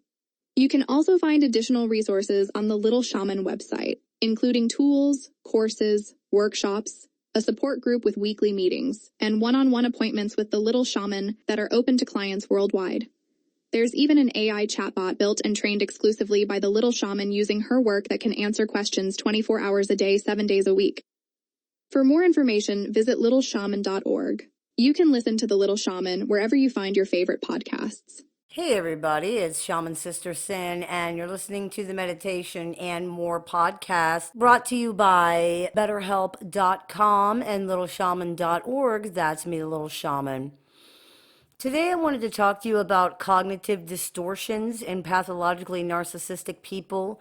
There will be a series of videos about narcissists and cognitive distortions coming soon to this channel.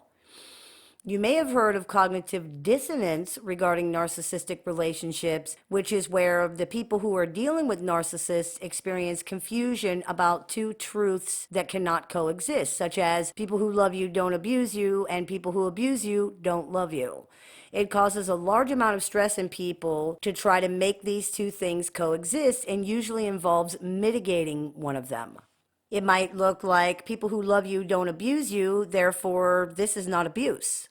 It could also look like people who love you don't abuse you, therefore this is not love. Cognitive distortions are different. They are thinking errors. Emotional reasoning is an example of a cognitive distortion where a person believes that their emotions reflect the way that things really are. We sometimes use the phrase feelings are facts to refer to this cognitive distortion in narcissistic people. Another example of a cognitive distortion would be mind reading, where a person attempts to interpret what someone else is thinking or feeling despite having little or no evidence to support that. Cognitive distortions can affect anybody, but they are often extreme in narcissistic personalities. Many people might have some difficulty with one or two cognitive distortions, such as catastrophizing or disqualifying the positive, but narcissists often have massive difficulties with most or even all of the examples of this kind of thinking. Also, whereas a non-pathological person can usually take a step back and examine their thinking to see where it's faulty or skewed, especially if it's been pointed out to them, narcissists generally don't. Perhaps they can't. They may believe they do in fact have evidence to support these faulty conclusions, but it often involves misperceived events, ignoring evidence that disproves their perception, or the incorrect interpretation of someone else's motives, thoughts, or feelings. So, for example, a neutral or even kind behavior or event becomes sinister and proof of maliciousness when it's viewed through a distorted and skewed emotional lens. Someone who is not a narcissist, for example, might believe they know how someone feels about them based on how this person behaves towards them. This is not 100% accurate all the time, of course, but it's usually a conclusion based on objective events and that weighs all the evidence, not just the evidence that supports the conclusion. Narcissistic people come to conclusions about how people feel or what they're thinking based on how they themselves feel, even if this is contradictory to the evidence. Rather than change their conclusion to match the evidence, they reinterpret the evidence to match their conclusions. So it looks like, I feel that you feel or think or believe this, so it's a fact that you do. And everything you do and say only serves as evidence of this fact. That's why their quote-unquote evidence in these types of things usually includes a misperception of the event and of your feelings or your motives. And as we discussed in the episode of the show entitled Narcissists and the Unfalsifiable Hypothesis, it usually involves things that can't be disproven. Well, I know you hate me because you pretended to be sicker than you really were so you wouldn't have to see me. Or, I know you were trying to hurt my feelings on purpose because you know that would hurt someone's feelings. You can't prove that these kinds of things are not true, which only bolsters the argument and cements the perception of these things as truth. By the way, this is not about lying and should not be confused with lying. Narcissists also lie, just like everybody else in the world, of course, but this is something different. This is about genuinely perceiving something incorrectly, but believing it to be true. This is one of the reasons arguments with narcissistic personalities can be so maddening.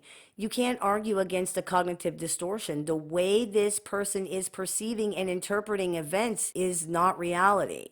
They are experiencing a thinking error, which means that their conclusion makes sense to them. Trying to convince them to see it differently does not work. And even if it were to work in the moment, which is rare, but it could happen, it doesn't stick. This is a problem with the way the person automatically interprets information and events, and it's very hard to change when it's this extreme. If someone genuinely believes they have real evidence for their conclusions, what can you say to counteract that? Nothing that's going to matter, that's for sure. It is what it is, and as hard as it is, the key is to learn to stop stressing yourself out trying to do this because you're wasting your time. It doesn't work. On the contrary, it convinces them that you are unsafe and untrustworthy because you are lying and attempting to manipulate them. This is hard to do. It's hard to stop trying to do this because many times what they're saying is just blatantly not true. It's a complete misinterpretation of objective reality, sometimes to the point of seeming delusional. It's very difficult not to argue against that or try to correct it. People often say things like, well, I can't just let them think that. But the truth is, you're not letting them think that because you can't stop them from thinking that. We can't control what other people think about us or anything else, and continuing to try to control it causes an enormous amount of stress and pain because it doesn't work. If someone wants to believe that you're a bad person when you aren't, if they see evidence that you're a bad person when you're not, it doesn't matter what you do. You cannot change that. If reality does not speak for itself, you do not have a chance in hell. The sooner we can learn to accept that, the sooner we can stop expending such massive amounts of energy on these relationships trying to change that. Learn to be okay with being misunderstood. You will be much happier in the long run. I hope that clears a few things up for you. As always, I look forward to your comments, questions, and suggestions, so keep those coming. I take appointments online, over the phone, via text, via messenger, via email, and through Skype worldwide. So if you're interested in speaking with me one-on-one, you can visit littleshaman.org to do that. I teach workshops, seminars, and clinics several times throughout the year, so if you're interested in seeing what we're running this month, you can visit littleshaman.org to do that. And if you're interested in joining our support group, featuring weekly support meetings and a guaranteed spot in monthly workshops, as well as access to exclusive content, you can visit littleshaman.org to do that as well. You've been listening to the Meditations and More podcast, brought to you by betterhelp.com and littleshaman.org. That's me, Little Shaman. May the Great Spirit bless you. Have a beautiful day. Hey everybody, it's Shaman Sister Sin, and you're listening to the Meditations and More podcast, brought to you by betterhelp.com and littleshaman.org. That's me, Little Shaman. Today, I wanted to talk about a cognitive distortion that many narcissists have enormous trouble with, and that is emotional reasoning. You've probably heard it said more than once that narcissistic personalities believe that feelings are facts. Certainly, we use that phrase on this channel all the time to describe the way narcissists seem to perceive many of their experiences. That is what happens with cognitive distortion known as emotional reasoning. Using emotions to help us interpret things and make decisions is not a bad thing. Emotions are necessary for many things, and they can be very helpful. The problem occurs when we consistently rely too much on our emotion in this way, and when the result is that we're routinely giving our emotions more weight in our interpretations or decisions than we're giving to the evidence and to facts. Cognitive distortions are sometimes known as negative thinking patterns. They are thinking errors that result in an incorrect or exaggerated interpretation of events or experiences. With emotional reasoning in narcissistic personalities, the situation is often interpreted completely through the emotions, which can cause it to be interpreted incorrectly. The narcissist's feelings are considered to be evidence or proof of the reality of things and are therefore relied upon more than the actual facts of the situation and carry more weight in their interpretation of their experience. I feel like you don't like me, therefore you really don't like me. I feel like you're intentionally trying to anger or embarrass me, therefore you really are trying to intentionally anger or embarrass me. For narcissistic people, this goes even further into a circular logic that is impossible to penetrate. It isn't just that I have concluded you were trying to anger me on purpose. The fact that I feel angry in the first place is undeniable proof that this was in fact your goal, and there is no other possible interpretation of the situation. The fact that I got angry about what you said or did is proof that you did or said it specifically for that reason. I wouldn't feel like that if it wasn't true. My feelings are not just the facts, they are also the evidence that proves the facts. This is not about gut feelings or following your intuition, by the way. This is about believing something to be true just because they think it is, with no other evidence or supporting factors at all. It feels like someone doesn't like them, so that means that person definitely does not like them, even if the reality of the person's behavior doesn't actually support that conclusion at all. Instead of examining their feelings to see if they make sense or explore where they're coming from, narcissistic people take them as facts that are reflecting how things really are. That's one of the reasons, for example, some narcissists believe they are so good at reading people, even though in reality they are not.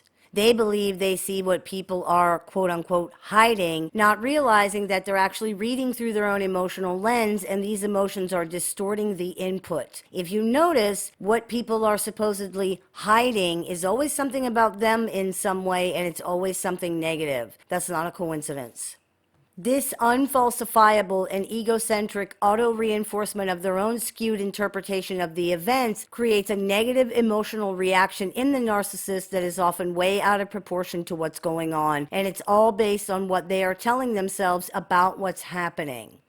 This leads to or occurs in tandem with more emotional reasoning and more cognitive distortions such as overgeneralization and mind reading until the situation has become totally out of control and even delusional. This is when we often see the abusive behaviors narcissistic personalities are known for, such as exploding or the silent treatment, because now they believe the other person deserves it. The other person often has no idea what happened or why the narcissist is suddenly so angry, withdrawn, or upset.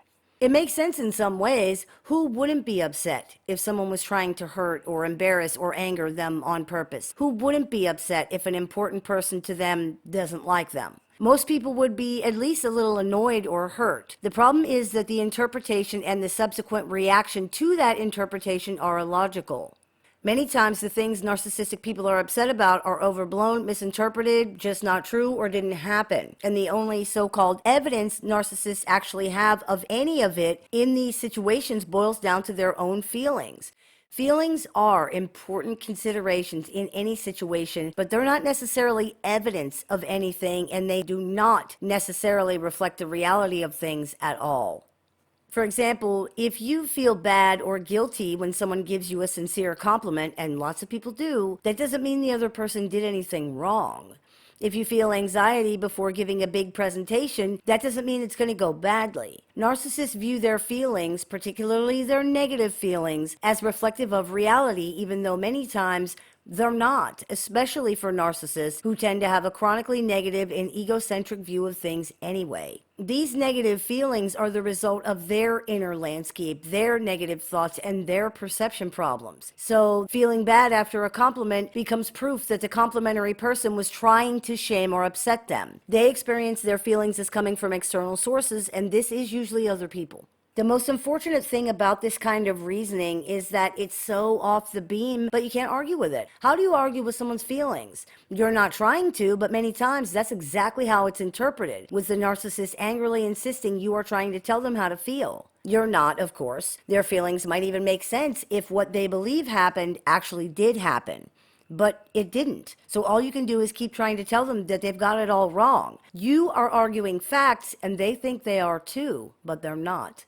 They're arguing feeling. They are arguing their emotional interpretation of the event as a fact. The conversation is about the fact that you intended to upset them on purpose or anger them on purpose or whatever, rather than entertaining any other possible interpretation of the situation. You, like any other non-pathological person, keep trying to explain to them what your actual intentions were.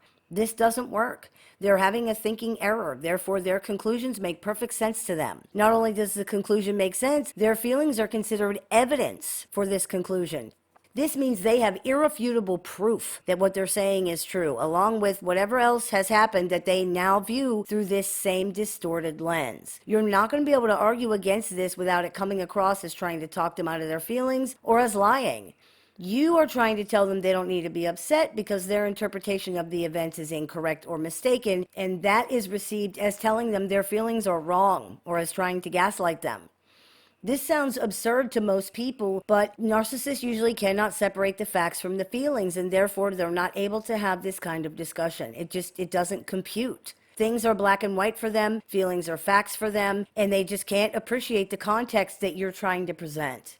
It's like talking to a small child in some ways, and you will save yourself a lot of energy and stress if you remember that. What they do understand, they're likely to reject anyway because feelings are facts, because you are now bad, and because they can't be wrong. You don't have the same goal here. Your goal is to resolve the problem. Their goal is to win and to prevent any emotional or ego trauma they may sustain from hearing things that they don't want to hear. That's why nothing can ever be resolved. They will not allow it.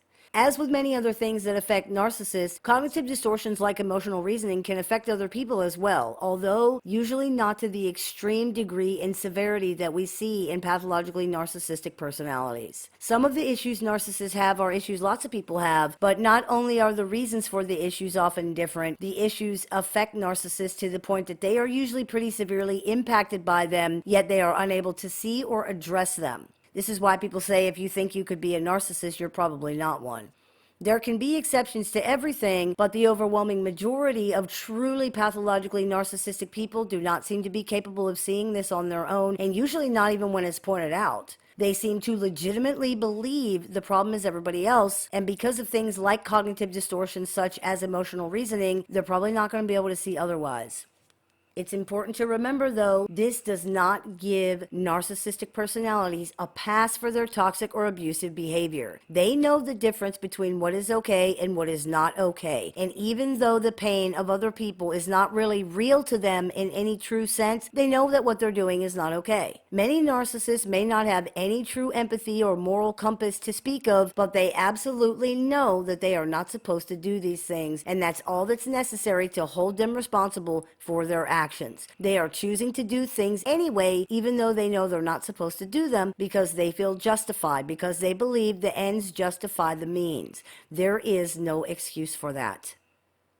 I hope this clears a few things up for you. As always, I look forward to your comments, questions, and suggestions, so please keep those coming. I take appointments online, over the phone, via text, via messenger, via email, and through Skype worldwide. So if you're interested in speaking with me one-on-one, you can visit littleshaman.org to do that. I teach workshops, seminars, and clinics throughout the year, so if you're interested in seeing what we are running at this time, you can visit littleshaman.org to do that. And if you are interested in joining our support group with multiple meetings throughout the month and a guaranteed spot in monthly workshops, as well as access to exclusive content, you can do that by visiting littleshaman.org as well. You've been listening to the Meditations and More podcast, brought to you by betterhelp.com and littleshaman.org. That's me, Little Shaman. May the Great Spirit bless you. Have a beautiful day. Hey everybody, it's Shaman Sister Sin, and you're listening to the Meditations and More podcast, brought to you by betterhelp.com and littleshaman.org. That's me, the Little Shaman. Today I wanted to talk to you about something many narcissists have serious difficulty with, and that is a cognitive distortion known as jumping to conclusions. Jumping to conclusions is related to the cognitive distortions known as mind reading, fortune telling,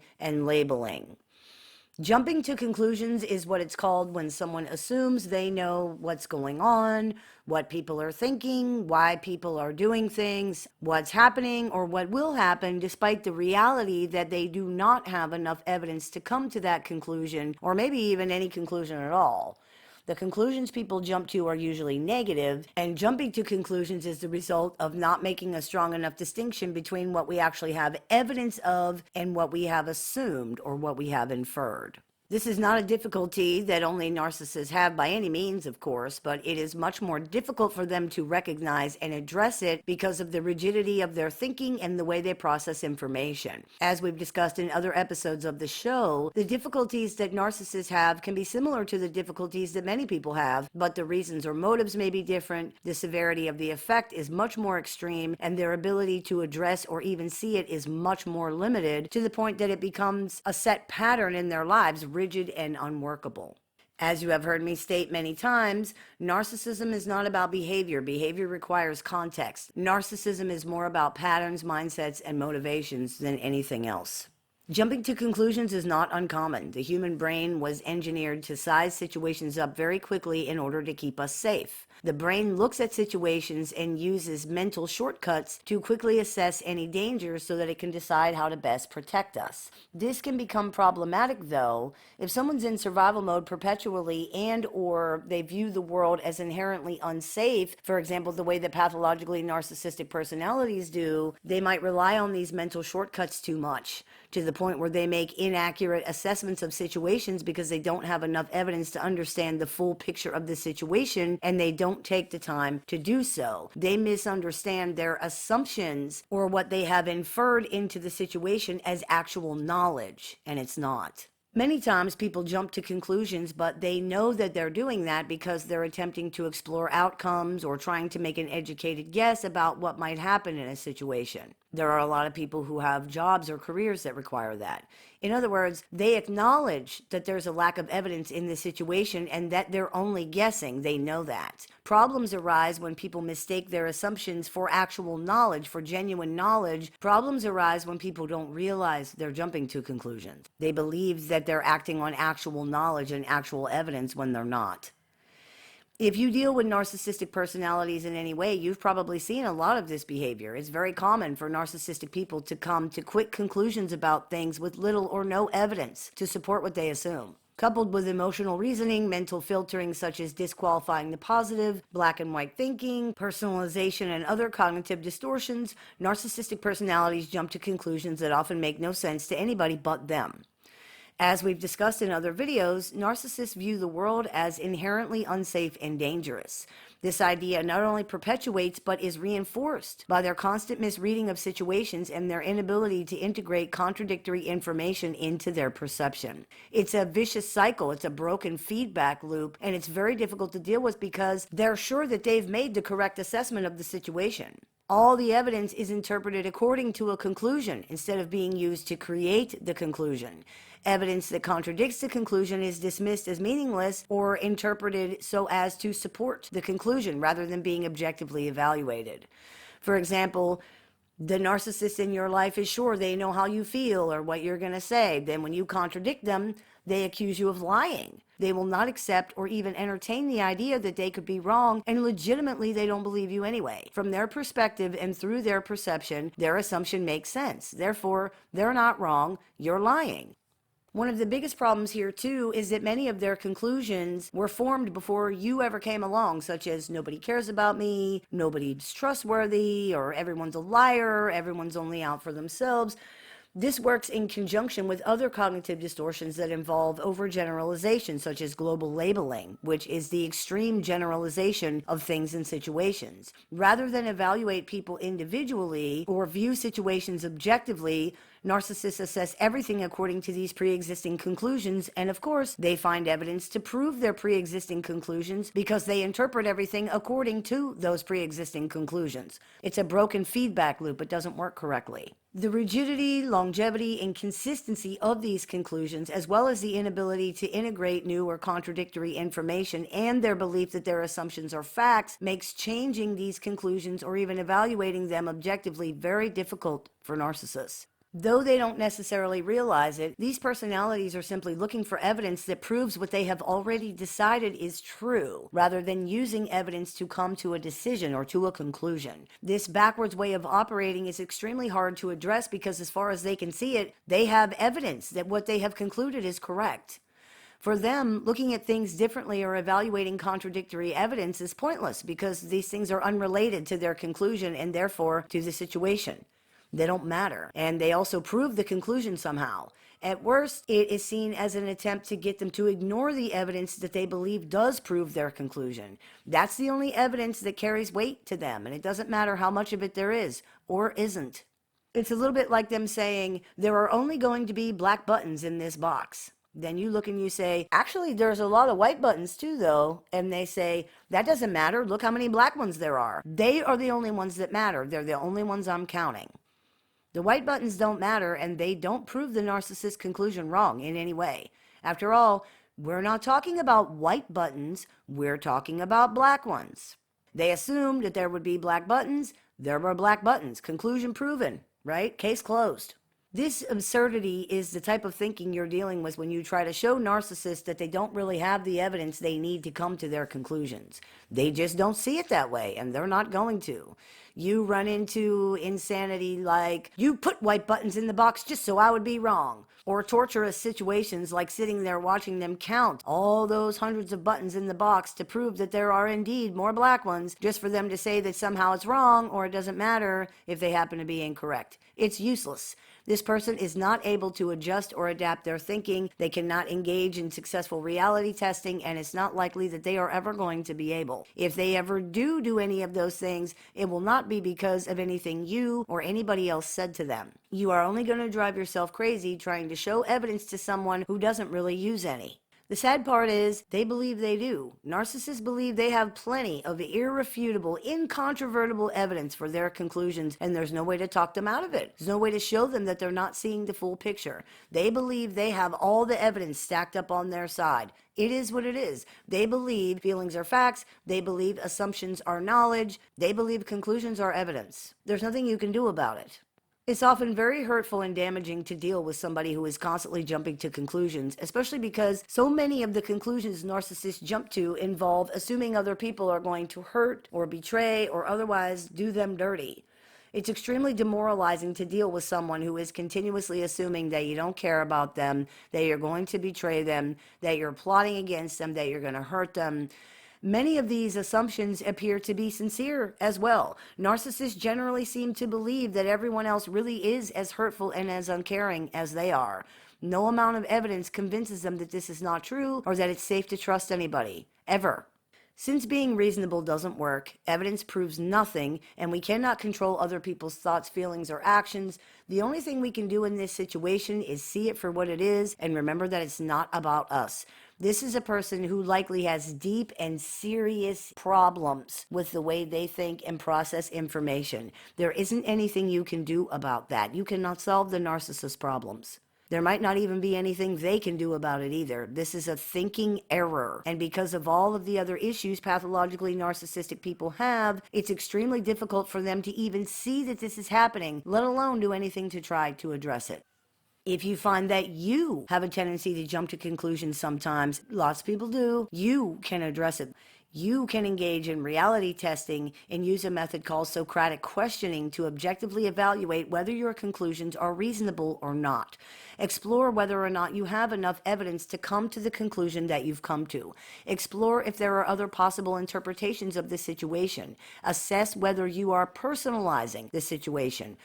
For example, if someone doesn't answer a text and you assume that they're angry at you or they're not interested in speaking with you anymore, ask yourself if you actually have enough evidence to come to that conclusion. Are you assuming anything? Are you inferring things that you don't actually have knowledge or evidence of? There are 200 other things that could have happened that prevented them from replying to you. Many you're not even going to be able to think of because you don't have enough information. Have you considered any of these? Everything's not always about us, right? In reality, most things are not. Remember, this doesn't mean we should then jump to a different conclusion, such as now we instead assume that their phone died or someone else called them because we don't have enough evidence to assume that either. It means we should not come to a conclusion at all until we have enough information. Direct communication can help with this as well. Get in the habit of communicating clearly with people and asking questions to gain clarity. Then you don't have to assume. If you're dealing with someone who routinely jumps to conclusions about what you're doing, what you're saying, what you're thinking, what you're feeling, what's going to happen, what you're going to say, please be aware of how damaging this is both to the relationship and to you as a person, especially if there's no way to correct or address the situation because the person's thinking is too rigid to adapt, and if they believe it's your fault they think these things because you're providing them with all of their so-called evidence. This kind of thing is solely the other person's problem, and if they do not take real, consistent, and immediate action to address it, or if they won't even acknowledge that it's happening, then no matter what kind of relationship it is, whether it's a parent, spouse, friend, coworker, it's not going to work no matter what you do. I hope that clears a few things up for you. As always, I look forward to your comments, questions, and suggestions, so please keep those coming. I take appointments online over the phone, via text, via messenger, via email, and through Skype. So if you're interested in speaking with me one-on-one, you can visit littleshaman.org to do that. I teach workshops, seminars, and clinics multiple times throughout the year. So if you're interested in seeing what we're running this month, you can visit littleshaman.org to do that. And if you're interested in joining our support group with multiple weekly meetings throughout the month, access to exclusive content, and more, you can visit littleshaman.org to do that as well. You've been listening to the Meditations and More podcast brought to you by BetterHelp.com and LittleShaman.org. That's me, Little Shaman. May the Great Spirit bless you. Have a wonderful day.